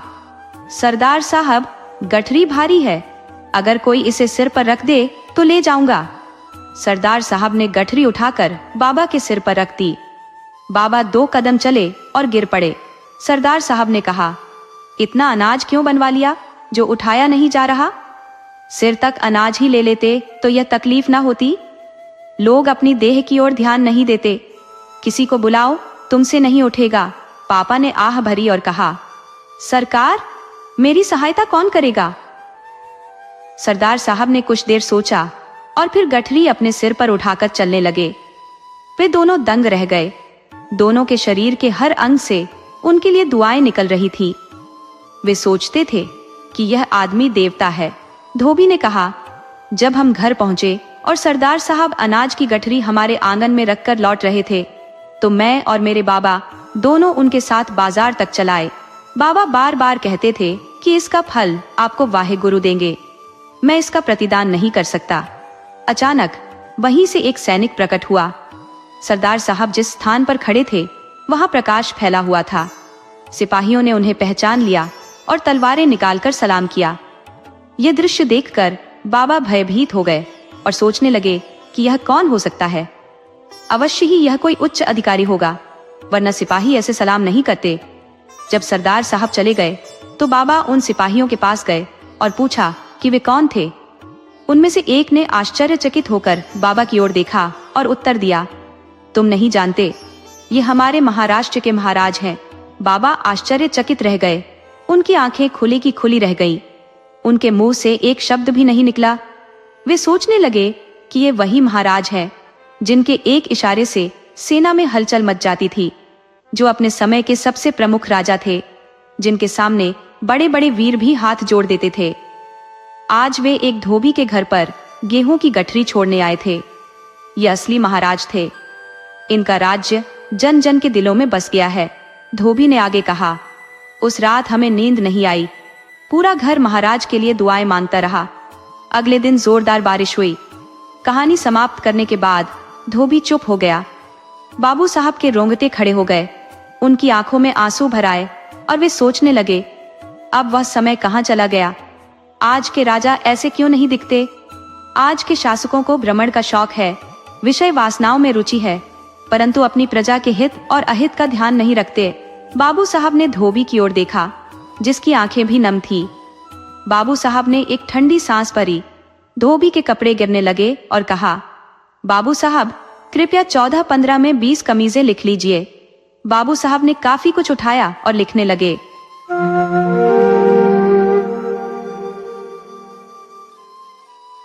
एक सुदूर गांव, मन गांव में जिंदगी सीधी सादी थी। मिट्टी के घर, कच्चे रास्ते, हरे भरे खेत और सुबह की हवा में गोबर के उपलों की गंध। सब कुछ वैसा ही था जैसा पीढ़ियों से चला आ रहा था। गांव वाले भोले थे, मेहनतकश थे और अपने देवी देवताओं पर अटूट विश्वास रखते थे। गांव में एक पुराना पीपल का पेड़ था जिसे सभी लोग पूजते थे और कहते थे कि वहां शक्तिशाली आत्मा वास करती है। लोग वहां तेल का दीपक जलाते, नारियल चढ़ाते और मन्नतें मांगते। लेकिन पिछले कुछ महीनों से गांव की फिजा में एक अजीब सा सन्नाटा पसरने लगा था। एक दिन सुबह सुबह गांव की सीमा पर उस पुराने पीपल के पेड़ के पास एक अजीब सा दृश्य देखने को मिला। एक काले वस्त्रों में लिपटा हुआ, लंबी जटाओं वाला आदमी ध्यान की मुद्रा में बैठा था। उसकी आंखें बंद थीं और माथे पर त्रिपुंड तिलक था। उसके चारों ओर धूप पत्तियों की महक थी और उसके पास एक त्रिशूल घड़ा हुआ था। गांव के कुछ बच्चे जो वहां आमतौर पर खेला करते थे, भागते हुए गांव में आकर चिल्लाए, कोई बाबा जी आए हैं पीपल वाले पेड़ के पास। गांव वालों की भीड़ धीरे धीरे वहां इकट्ठा होने लगी। किसी ने कहा, लगता है कोई सिद्ध पुरुष है, तो किसी ने कहा, शायद जंगल से आए हैं, तपस्वी है। बाबा ने धीरे धीरे आंखें खोली और अपनी भारी आवाज में बोले, हे भक्तों, परम शक्ति के आदेश से मैं यहाँ आया हूँ। ये स्थान पवित्र है, लेकिन कुछ अशुभ शक्तियां इसे कलुषित कर रही है। मैं यहाँ साधना करूंगा और इस गांव को संकटों से मुक्त करूंगा। गांव वाले अक रह गए। कोई उनके पैरों पर गिर पड़ा, कोई हाथ जोड़कर खड़ा हो गया। बाबा के चेहरे पर रहस्यमय मुस्कान थी। गांव के एक वृद्ध हरिराम, जो हर चीज पर विश्वास कर लेते थे, सबसे पहले बाबा के चरणों में बैठ गए। उन्होंने अपने बेटे की बीमारी के बारे में बताया। बाबा ने अपनी आंखें बंद की, कुछ मंत्र बुदबुदाए और बोले, तुम्हारा बेटा अब ठीक हो जाएगा।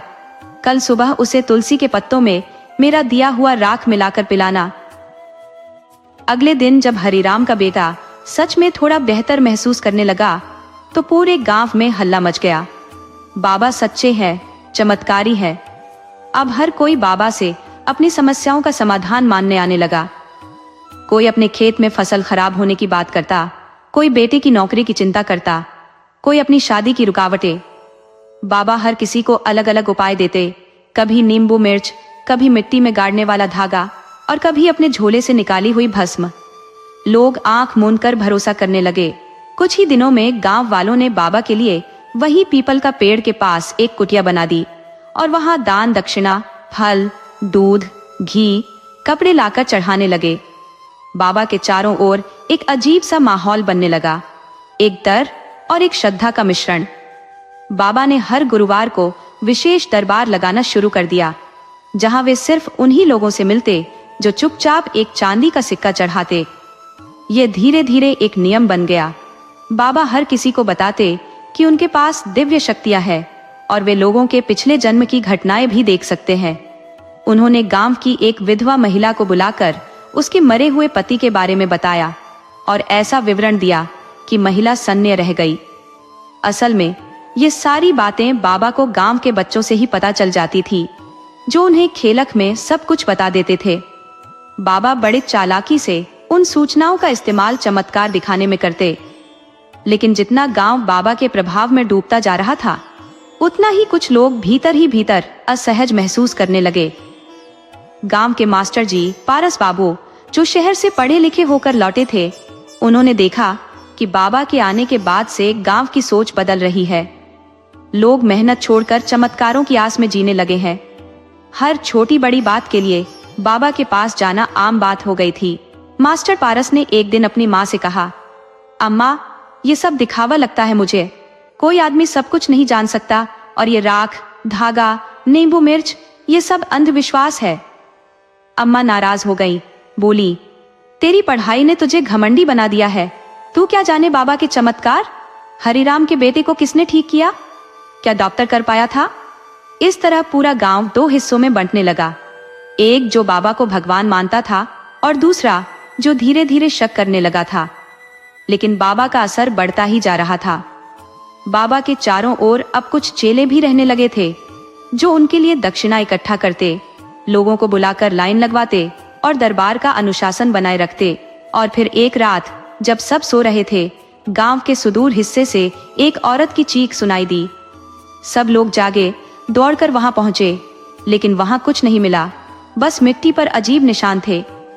बाबा ने अगले दिन कहा, यह अशुभ आत्माओं की चाल है। मेरी साधना सफल हो रही है, इसलिए बाधाएं आएंगी। और लोगों ने फिर श्रद्धा से सिर झुका दिया।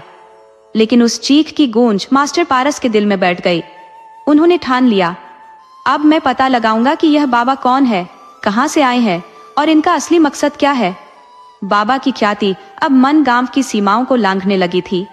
आसपास के गांवों से भी लोग अब हर गुरुवार और पूर्णिमा की रात को पीपल के नीचे बनी कुटिया पर जमा होने लगे थे। कोई इलाज के लिए आता, कोई नौकरी की तलाश में, तो कोई किसी भूत प्रेत बाधा से मुक्ति के लिए। बाबा के चेहरे पर हमेशा एक रहस्यमय मुस्कान होती और उसकी भारी आवाज जब हवा में गूंजती तो लोगों के रोंगटे खड़े हो जाते। कुटिया अब एक आश्रम में तब्दील हो चुकी थी। बाबा के चेलों ने जगह जगह भूत के पैकेट, रक्षा धागे और मंत्र लिखे कागज के टुकड़े बांटना शुरू कर दिए थे, जो कि दान में प्राप्त चढ़ावे के बदले दिए जाते थे। कुछ चेलों का काम बस इतना था कि भीड़ को लाइन में लगवाना, उन्हें डांटना, फटकारना और बाबा के लिए रास्ता साफ रखना। बाबा अब हर किसी से सीधे बात नहीं करते थे। कई बार तो सिर्फ चेले ही लोगों की समस्याएं सुनकर उपाय बता देते थे। लोगों का विश्वास इस हद तक बढ़ चुका था कि जो बाबा को देखने तक न मिलते, वे भी संतुष्ट होकर लौटते। गांव के बूढ़े बुजुर्ग, जिनका जीवन तपस्या और साधुओं की कहानियों में बीता था, बाबा को बहुत ऊंचे स्तर का योगी मानने लगे थे। वे कहते, ऐसा साधु तो 100 साल में एक बार आता है, इसकी कृपा हो गई तो हमारा 7 जन्म सुधर जाएगा। और जब बाबा कभी किसी के बारे में ऐसी बातें बोलते जो उन्हें खुद नहीं पता होती, जैसे पिछले जन्म की कहानियां, किसी मरे हुए व्यक्ति के नाम या कोई छुपा हुआ गुनाह, तो लोग थर्रा उठते। पर किसी को नहीं पता था कि बाबा के कुछ चेले गांव में घूम घूम कर जानकारी इकट्ठा करते थे। वे मासूम बच्चों से बातें करके उनके घर की बातें उगलवा लेते, खेत में काम कर रही औरतों से उनकी परेशानी सुन लेते, और जब वे सारी बातें बाबा को सुनाते तो बाबा अपने ज्ञान चक्षु के नाम पर वही बातें दोहराकर उन्हें चमत्कार बना देते। एक दिन गांव के एक गरीब किसान सुखीराम की पत्नी अचानक बीमार पड़ गई। डॉक्टरों से इलाज नहीं हुआ तो वह बाबा के पास पहुंचा। बाबा ने आंखें मूंद कर कहा, तेरी पत्नी पर पीपल की परछाई का असर है, उसे एक रात अकेले पीपल के नीचे लिटा देना, मैं उसे ठीक कर दूंगा। सुखीराम अंध भक्ति में डूबा हुआ वैसा ही करता है, लेकिन उस रात गांव की एक औरत ने बाबा को वहां जाते हुए देखा। वह चुप रही, लेकिन उसके मन में डर घर कर गया। अगले दिन सुखीराम की पत्नी तो ठीक हो गई, पर उस औरत की नींदें उड़ गई। उसने अपनी बेटी को कसम दी कि बाबा के पास कभी अकेले न जाना। बाबा का असर अब गांव के फैसलों पर भी पड़ने लगा था। सरपंच भी अब कोई काम करने से पहले बाबा से सलाह लेने जाता था। खेत की बंटवारे की झगड़ों से लेकर शादी की तिथि तक सब कुछ बाबा से पूछकर तय होता। बाबा ने कहा, इस बार फसल काटने से पहले देवी पूजन जरूरी है, नहीं तो बारिश नहीं होगी। और पूरा गांव पूजा की तैयारी में जुट गया। उस पूजा में बाबा ने लोगों से विशेष भेंट की मांग की। 1 किलो घी, गुड़, नारियल और 1 रुपए दक्षिणा। कुछ लोगों के लिए यह बहुत भारी था, लेकिन विरोध की किसी में हिम्मत नहीं थी। इसी बीच मास्टर पारस चुपचाप सब कुछ देख रहे थे। उन्होंने बाबा के कुछ चेलों पर नजर रखनी शुरू की। एक दिन वे गांव के बाहर वाले एक कुएं के पास गए, जहां बाबा के 2 चेले आपस में बात कर रहे थे। मास्टर जी झाड़ियों में छिपकर सब सुनने लगे। एक चेला कह रहा था, अगली बार वाली बुढ़िया से कह देना कि उसका मरा हुआ बेटा सपने में आया था बाबा को, वह तो खुद बाबा से बात करना चाहती थी। दूसरा बोला, हाँ, और उस नायक के बेटे को भूत दिखा देंगे इस बार, डर जाएगा तो बाबा के पास भागेगा। मास्टर जी को अब यकीन हो गया कि कुछ बहुत बड़ा ढोंग चल रहा है, लेकिन समस्या यह थी कि अगर वे यह सब गांव में बताते तो कोई मानता नहीं। सब उन्हें बाबा का विरोधी मानते और शायद उन्हें ही दोषी ठहरा देते। वे धीरे धीरे हर बात का प्रमाण इकट्ठा करने लगे। इधर गांव में बाबा का प्रभाव इस हद तक बढ़ गया था कि लोगों ने अपने खेत तक बाबा के नाम लिखवा दिए ताकि उनकी फसल सुरक्षित रहे। इसी दौरान गांव में एक नई बात शुरू हुई। बाबा ने कहा कि कुछ विशेष लोगों को अंतरंग साधना के लिए चुना जाएगा। इसमें शामिल होने वाले को रात में अकेले बाबा की कुटिया में आना होगा। बाबा ने कहा, यह साधना किसी भी सामान्य व्यक्ति के लिए नहीं है, केवल वही लोग आ सकते हैं जिन्हें मैंने चुना है। बाबा के चेले उन लोगों के नाम लेकर घर घर सूचना देने लगे। इस सूची में अधिकतर युवा लड़कियां थीं। कुछ परिवार हिचकिचाए, लेकिन बाबा की बात टालने की किसी में हिम्मत नहीं थी। एक माँ ने तो यहाँ तक कहा, हमारी बेटी बहुत भाग्यशाली है, जो बाबा ने चुना है, उसका जीवन सफल हो जाएगा। रातें अब अजीब सी होने लगी थी। बाबा की कुटिया के आसपास हल्की हल्की आग की रोशनी, मध्यम मंत्रों की आवाजें और चीखती सियारों की डरावनी गूंज गांव के माहौल को और भी रहस्यमय बना देती। बाबा ने कहा, यह सब मेरी साधना की ताकत का असर है। बुरी आत्माएं डरने लगी हैं। पर उसी रात कुछ और हुआ। गांव की एक लड़की जो अंतरंग साधना के लिए गई थी, अगले दिन कुछ नहीं बोल रही थी। उसकी आंखों में डर था और शरीर कांप रहा था। परिवार वालों ने कहा, यह तो बाबा के चमत्कार का असर है, साधना में कुछ अनुभव हुआ होगा। लेकिन मास्टर पारस को शक गहराता गया। उन्हें अब यकीन हो गया कि बाबा न सिर्फ अंधश्रद्धा फैला रहा है, बल्कि इस आस्था के नाम पर कुछ भयानक खेल भी खेल रहा है। लेकिन क्या वे यह सब साबित कर पाएंगे? और अगर हाँ, तो क्या गांव वाले उन्हें सुनेंगे? एक और गुरुवार आने वाला था और बाबा ने ऐलान कर दिया था कि इस बार की दरबार विशेष होगी। स्वर्गीय आत्माओं से संपर्क का आयोजन होगा, जिसमें केवल वही लोग शामिल हो सकते हैं जो 5 ग्राम सोना या उसके बराबर का दान करे। गांव फिर एक बार तैयारी में लग गया और बाबा की हंसी धीरे धीरे एक गूंज बनती जा रही थी, जो दूर तक सुनाई देती थी। गांव में सब कुछ सामान्य सा लग रहा था, लेकिन हवा में कुछ अजीब था। बाबा की अंतरंग साधना वाली रातों के बाद कुछ लड़कियां बिल्कुल बदल चुकी थी। उनकी आंखों में डर, होठों पर चुप्पी और चाल में बेबसी थी। पहले वे हंसती थी, खेतों में काम करती थी, गांव की गलियों में नजर आती थी, लेकिन अब वे छाया बन चुकी थी। एक एक करके 3 लड़कियां अपने घरों में गुमसुम रहने लगी, न हंसती न बात करती। एक बार तो सरला, जिसकी उम्र मुश्किल से 15 साल रही होगी, रात को चीखने लगी। माँ ने जब पूछा तो वह बस कहती रही, मैं वहां नहीं जाऊंगी, मुझे माफ कर दो। और उसके बाद वह कई दिन तक बुखार में पड़ी रही। गांव वालों को फिर भी यकीन नहीं हुआ कि कुछ गलत हो रहा है। उनका कहना था, बाबा की साधना बहुत शक्तिशाली है, बच्चों से कुछ सहन नहीं होता। ये बातें बाबा के चेलों ने ही फैलाई थी और अब हर कोई वही दोहराता जा रहा था। मास्टर पारस अब बहुत कुछ समझ चुके थे, लेकिन उनके पास ठोस सबूत नहीं था। उन्होंने मन में ठान लिया कि अब कुछ बड़ा करना होगा। उन्होंने शहर के अपने एक पुराने दोस्त संदीप से संपर्क किया, जो कि एक स्थानीय पत्रकार था। संदीप पहले गांव का ही रहने वाला था, लेकिन अब वह शहर में रहकर अपराध और सामाजिक मुद्दों पर रिपोर्टिंग करता था। मास्टर जी ने सारी बातें विस्तार से बताईं। संदीप को भी पहले विश्वास नहीं हुआ, लेकिन मास्टर जी की बातों और भावनाओं में सच्चाई थी। दोनों ने मिलकर एक योजना बनाई। बाबा की अगली साधना सभा में कैमरा छिपाकर सच्चाई को दुनिया के सामने लाना। इधर बाबा की लोकप्रियता अब चरम पर थी। उनके नाम पर पर्चे छपवाए जा रहे थे। बाबा परमहंस जी महाराज की दिव्य शक्ति से पाए हर समस्या का समाधान। अब तो बाबा ने एक नई योजना शुरू की थी, साप्ताहिक दीक्षा योग शिविर, जिसमें युवाओं को चुना जाता था। चयन की प्रक्रिया भी रहस्यमय थी। बाबा के चेले कहते, जिसके माथे पर तीसरे नेत्र की छाया है, वही दीक्षा का अधिकारी है। इस बार दीक्षा शिविर के लिए जिस लड़की का नाम आया, वह थी मास्टर पारस की ही शिष्या सीमा। सीमा तेज तर्रार, समझदार और पढ़ाई में अव्वल थी, लेकिन बाबा के इस चयन से मास्टर पारस का खून खौल गया। उन्होंने सीमा से सच सच सब बताया और कहा, अगर तू तैयार हो तो हम बाबा का असली चेहरा सबके सामने लाएंगे। सीमा पहले डर गई, लेकिन फिर उसने हिम्मत दिखाई और हामी भर दी।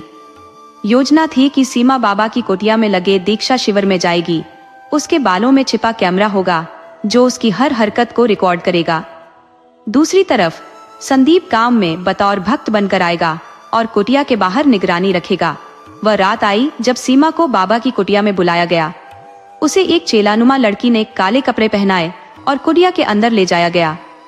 चारों ओर धूप की तेज गंध, दियों की रोशनी और एक रहस्यमयी सा संगीत चल रहा था। बाबा सामने एक ऊंचे सिंहासन पर बैठे थे, आंखें मूंदी हुई। अचानक उन्होंने सीमा की तरफ देखा और कहा, तू चुनी हुई आत्मा है, आज तू परम शक्ति से जुड़ेगी। बाबा ने इशारा किया और बाकी सबको बाहर निकाल दिया। अब कुटिया में सिर्फ बाबा और सीमा थे। कैमरा सब कुछ रिकॉर्ड कर रहा था। बाबा धीरे धीरे उठे और सीमा की ओर बढ़े। मंत्रों की आवाज अब और तेज हो गई थी। सीमा कांप रही थी, लेकिन उसकी आंखों में साहस था। जैसे ही बाबा ने हाथ बढ़ाया, सीमा पीछे हट गई और कहा, क्या यही है तुम्हारी दीक्षा? क्या यही है तुम्हारा ज्ञान? बाबा चौंका। इससे पहले कि वह कुछ कहता, संदीप और मास्टर जी ने दरवाजा तोड़कर भीतर प्रवेश कर लिया। संदीप के हाथ में कैमरा था और मास्टर जी ने सीमा को अपनी छाया में खींच लिया। बाबा बुरी तरह बौखला गया। बाहर पहरे पर खड़े चेले भाग खड़े हुए, लेकिन कईयों को गांव वालों ने पकड़ लिया, क्योंकि अब पूरा गांव कुटिया के पास जुट आया था। संदीप ने कैमरा चलाकर वहां मौजूद लोगों को सब कुछ दिखाया। बाबा की असली चालें, उसके इशारे, सीमा का डर और वह सारी हरकतें जो अब तक पर्दे में थी। लोग हक्के बक्के रह गए। जिन आंखों में आस्था थी, उनमें अब गुस्सा था। एक बुजुर्ग बोला, हमने इसे भगवान समझा और ये राक्षस निकला। कुछ लोग चीखने लगे, कुछ रोने लगे, क्योंकि वे समझ नहीं पा रहे थे कि इतने सालों से वे किस अंधेरे में जी रहे थे। लेकिन मामला यही नहीं रुका। जब बाबा को गांव वालों ने पकड़कर पंचायत में पेश किया, तो वहां कुछ औरतें रोती हुई सामने आईं। उन्होंने बताया कि कैसे उनकी बेटियां, बहुएं बहकावे में आई और फिर सारी जिंदगी अंधकार में चली गई। पुलिस को बुलाया गया, बाबा को गिरफ्तार किया गया और उसके खिलाफ 15 से ज्यादा केस दर्ज किए गए। धोखाधड़ी, यौन शोषण, ब्लैकमेलिंग और जादू टोने का झूठा प्रचार। लेकिन मास्टर पारस जानते थे कि अभी बहुत कुछ बाकी है, क्योंकि बाबा के जेल जाने के बाद भी कुछ चेले अब भी गांव से लापता थे और एक सवाल अब भी हवा में तैर रहा था। आखिर वो 3 लड़कियां जो पहली बार साधना में गई थी, वो आज तक क्यों नहीं बोल पाई? गांव में बाबा की गिरफ्तारी के बाद लोग कई दिनों तक शांति में थे, लेकिन फिर भी अजीब सा सन्नाटा पसरा हुआ था। मास्टर पारस और संदीप दोनों जानते थे कि यह एक छोटा सा कदम था। बाबा की सच्चाई सबके सामने आ चुकी थी, लेकिन कहीं ना कहीं और भी कुछ था जो सबको अंधेरे में रखा हुआ था। मास्टर पारस को अब महसूस हो रहा था कि यह केवल एक पंथ के बारे में नहीं था, यह तो पूरे गांव की आत्मा पर एक दब्बा था। कुछ छिपा हुआ था, कुछ रहस्यमय था, जिसे अब उजागर किया जाना था। बाबा की गिरफ्तारी के बाद गांव के अधिकांश लोग वापस अपनी पुरानी जिंदगी में लौट आए थे। खेती बाड़ी में लगे हुए थे, बच्चों को पढ़ाने का काम फिर से शुरू हो गया था। लेकिन कुछ लोग जो बाबा के सबसे करीबी चेले थे, अब अजीब तरीके से गायब हो गए थे। कहीं से यह आवाजें आ रही थी कि यह लोग अब भी रात के समय गांव के बाहरी हिस्से में इकट्ठा हो रहे थे। मास्टर पारस ने इस पर ध्यान देना शुरू किया। वह संदीप से कह रहे थे, ये बात पूरी तरह से खत्म नहीं हुई है, कुछ तो है जो अभी सामने नहीं आया है। दूसरी ओर सीमा, जो अब तक अपने घर में सुरक्षित महसूस कर रही थी, एक रात फिर से चुपचाप बाहर निकली। उसके मन में एक अजीब सी बेचैनी थी। उसे याद आया कि वह दीक्षा के समय बाबा से जुड़ी उस मूरत के बारे में बहुत सोच रही थी। वह मूरत जो बाबा हमेशा अपनी साधना के दौरान सामने रखते थे, जो पूरी तरह से काली और अंधेरी थी। सीमा को याद था कि बाबा ने कहा था, ये मूरत तुम्हारी आत्मा को शुद्ध करने के लिए है, ये तुम्हारे भीतर के अंधकार को दूर करेगी। सीमा को यह वाक्य अब तक चुपचाप परेशान कर रहा था। उसने सोचा, क्या सच में वह मूरत सिर्फ एक साधारण मूर्ति थी, या फिर उसके पीछे कोई भयानक शक्ति थी? एक रात जब गांव के लोग सो रहे थे, सीमा ने ठान लिया कि वह उस मूरत के पास जाएगी और खुद जानने की कोशिश करेगी। उसने चुपके से बाबा की कुटिया की ओर रुख किया। वह जानती थी कि अब बाबा वहां नहीं है, लेकिन कुटिया का दरवाजा हमेशा खुला रहता था और बाबा के चेले अक्सर रात को कुछ कर रहे होते थे। कुटिया के अंदर का माहौल बिल्कुल बदल चुका था। पहले जो गंध और संगीत होता था, वह अब गायब था, लेकिन कुटिया में एक अजीब सी ठंडक थी, जैसे कोई छाया बैठी हो। सीमा धीरे धीरे अंदर बढ़ी और उसकी नजर उस मूरत पर पड़ी। ये वही मूरत थी जिसे वह देख चुकी थी और अब उसे और करीब से देखने का अवसर मिला। मूरत एक काले पत्थर से बनी हुई थी, जो पहले से कहीं ज्यादा डरावनी लग रही थी। उसके चेहरे पर कुछ निशान थे जो बिल्कुल हकीकत से बाहर लग रहे थे। सीमा की धड़कन तेज हो गई, लेकिन उसकी जिज्ञासा ने उसे आगे बढ़ने के लिए मजबूर किया। वह मूरत के पास गई और अचानक उसकी आंखों के सामने मूरत से एक हल्की सी चमक निकलने लगी। सीमा ने महसूस किया कि उसकी आंखें अजीब सी जलन से भरी थी, जैसे कुछ बहुत पुराना उसे याद दिला रहा हो।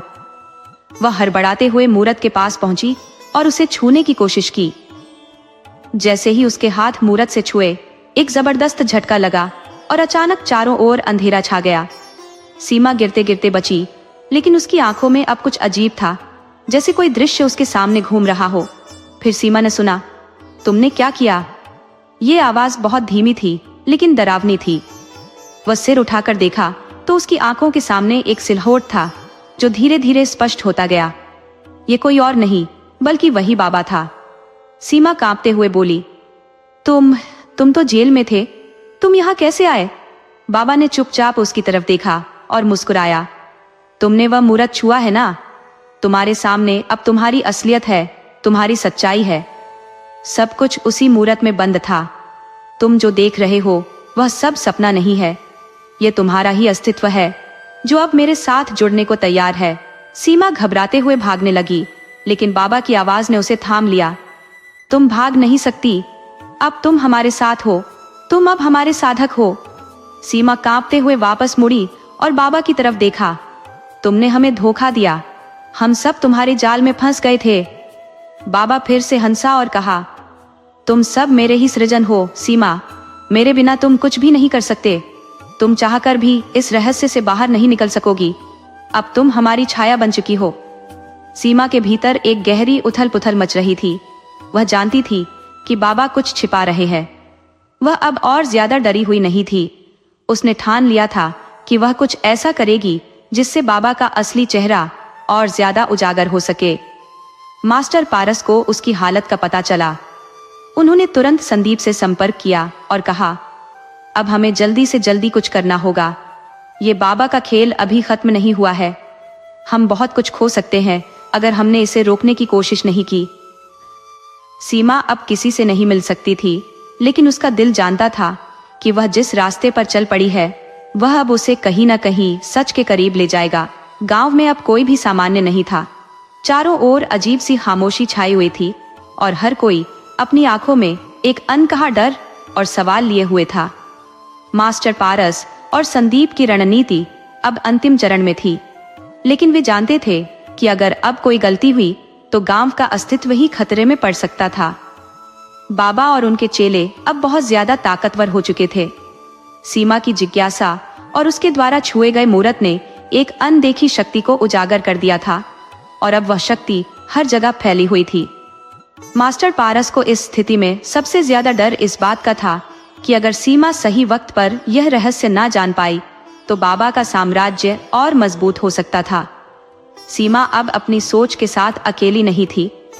उसका दिल जान चुका था कि वह बाबा के जाल में बुरी तरह फंसी हुई है, लेकिन अब उसे कुछ ऐसा करना था जिससे बाबा की सच्चाई सबके सामने आ सके। उसने संदीप से मिलने का फैसला किया, लेकिन उसके मन में यह डर था कि कहीं बाबा उसकी हर एक चाल को पहचान ना ले। सीमा जानती थी कि बाबा के पास अब वह रहस्यमयी मूरत थी जो उसकी ताकत का असली स्रोत थी। रात को सीमा और संदीप छुपते छुपाते बाबा की कुटिया में पहुंचे। कुटिया में सब कुछ शांत था, लेकिन अंदर का माहौल बिल्कुल बदल चुका था। मूरत अब और ज्यादा डरावनी लग रही थी। सीमा ने देखा कि मूरत के पास कोई अदृश्य शक्ति झिलमिलाती हुई सी लग रही थी। वह महसूस कर सकती थी कि कोई खतरनाक चीज उसके पास मौजूद थी। संदीप ने धीमे से कहा, हमें बहुत सावधान रहना होगा। बाबा की कुटिया में कुछ छिपा है और हम अब तक जितनी भी कोशिशें कर चुके हैं वह कुछ तो गलत कर रहे हैं। वह हड़बड़ाते हुए मूरत के पास पहुंची और उसे छूने की कोशिश की। जैसे ही उसके हाथ मूरत से छुए, एक जबरदस्त झटका लगा और अचानक चारों ओर अंधेरा छा गया। सीमा गिरते गिरते बची, लेकिन उसकी आंखों में अब कुछ अजीब था, जैसे कोई दृश्य उसके सामने घूम रहा हो। फिर सीमा ने सुना, तुमने क्या किया? ये आवाज बहुत धीमी थी, लेकिन डरावनी थी। वह सिर उठाकर देखा तो उसकी आंखों के सामने एक सिलहूट था जो धीरे धीरे स्पष्ट होता गया। ये कोई और नहीं बल्कि वही बाबा था। सीमा कांपते हुए बोली, तुम तो जेल में थे, तुम यहाँ कैसे आए? बाबा ने चुपचाप उसकी तरफ देखा और मुस्कुराया। तुमने वह मूरत छुआ है ना? तुम्हारे सामने अब तुम्हारी असलियत है, तुम्हारी सच्चाई है। सब कुछ उसी मूरत में बंद था। तुम जो देख रहे हो वह सब सपना नहीं है, यह तुम्हारा ही अस्तित्व है जो अब मेरे साथ जुड़ने को तैयार है। सीमा घबराते हुए भागने लगी, लेकिन बाबा की आवाज ने उसे थाम लिया। तुम भाग नहीं सकती, अब तुम हमारे साथ हो, तुम अब हमारे साधक हो। सीमा कांपते हुए वापस मुड़ी और बाबा की तरफ देखा। तुमने हमें धोखा दिया, हम सब तुम्हारे जाल में फंस गए थे। बाबा फिर से हंसा और कहा, तुम सब मेरे ही सृजन हो सीमा, मेरे बिना तुम कुछ भी नहीं कर सकते। तुम चाहकर भी इस रहस्य से बाहर नहीं निकल सकोगी। अब तुम हमारी छाया बन चुकी हो। सीमा के भीतर एक गहरी उथल पुथल मच रही थी। वह जानती थी कि बाबा कुछ छिपा रहे हैं। वह अब और ज्यादा डरी हुई नहीं थी। उसने ठान लिया था कि वह कुछ ऐसा करेगी जिससे बाबा का असली चेहरा और ज्यादा उजागर हो सके। मास्टर पारस को उसकी हालत का पता चला। उन्होंने तुरंत संदीप से संपर्क किया और कहा, अब हमें जल्दी से जल्दी कुछ करना होगा। ये बाबा का खेल अभी खत्म नहीं हुआ है। हम बहुत कुछ खो सकते हैं अगर हमने इसे रोकने की कोशिश नहीं की। सीमा अब किसी से नहीं मिल सकती थी, लेकिन उसका दिल जानता था कि वह जिस रास्ते पर चल पड़ी है वह अब उसे कहीं ना कहीं सच के करीब ले जाएगा। गांव में अब कोई भी सामान्य नहीं था। चारों ओर अजीब सी खामोशी छाई हुई थी और हर कोई अपनी आंखों में एक अनकहा डर और सवाल लिए हुए था। मास्टर पारस और संदीप की रणनीति अब अंतिम चरण में थी, लेकिन वे जानते थे कि अगर अब कोई गलती हुई तो गांव का अस्तित्व ही खतरे में पड़ सकता था। बाबा और उनके चेले अब बहुत ज्यादा ताकतवर हो चुके थे। सीमा की जिज्ञासा और उसके द्वारा छुए गए मूरत ने एक अनदेखी शक्ति को उजागर कर दिया था और अब वह शक्ति हर जगह फैली हुई थी। मास्टर पारस को इस स्थिति में सबसे ज्यादा डर इस बात का था कि अगर सीमा सही वक्त पर यह रहस्य ना जान पाई तो बाबा का साम्राज्य और मजबूत हो सकता था। सीमा अब अपनी सोच के साथ अकेले नहीं थी। उसका दिल जान चुका था कि वह बाबा के जाल में बुरी तरह फंसी हुई है, लेकिन अब उसे कुछ ऐसा करना था जिससे बाबा की सच्चाई सबके सामने आ सके। उसने संदीप से मिलने का फैसला किया, लेकिन उसके मन में यह डर था कि कहीं बाबा उसकी हर एक चाल को पहचान ना ले। सीमा जानती थी कि बाबा के पास अब वह रहस्यमयी मूरत थी जो उसकी ताकत का असली स्रोत थी। रात को सीमा और संदीप छुपते छुपाते बाबा की कुटिया में पहुंचे। कुटिया में सब कुछ शांत था, लेकिन अंदर का माहौल बिल्कुल बदल चुका था। मूरत अब और ज्यादा डरावने लग रही थी। सीमा ने देखा कि मूरत के पास कोई अदृश्य शक्ति झिलमिलाती हुई सी लग रही थी। वह महसूस कर सकती थी कि कोई खतरनाक चीज उसके पास मौजूद थी। संदीप ने धीमे से कहा, हमें बहुत सावधान रहना होगा। बाबा की कुटिया में कुछ छिपा है और हम अब तक जितनी भी कोशिशें कर चुके हैं वह कुछ तो गलत कर रहे हैं।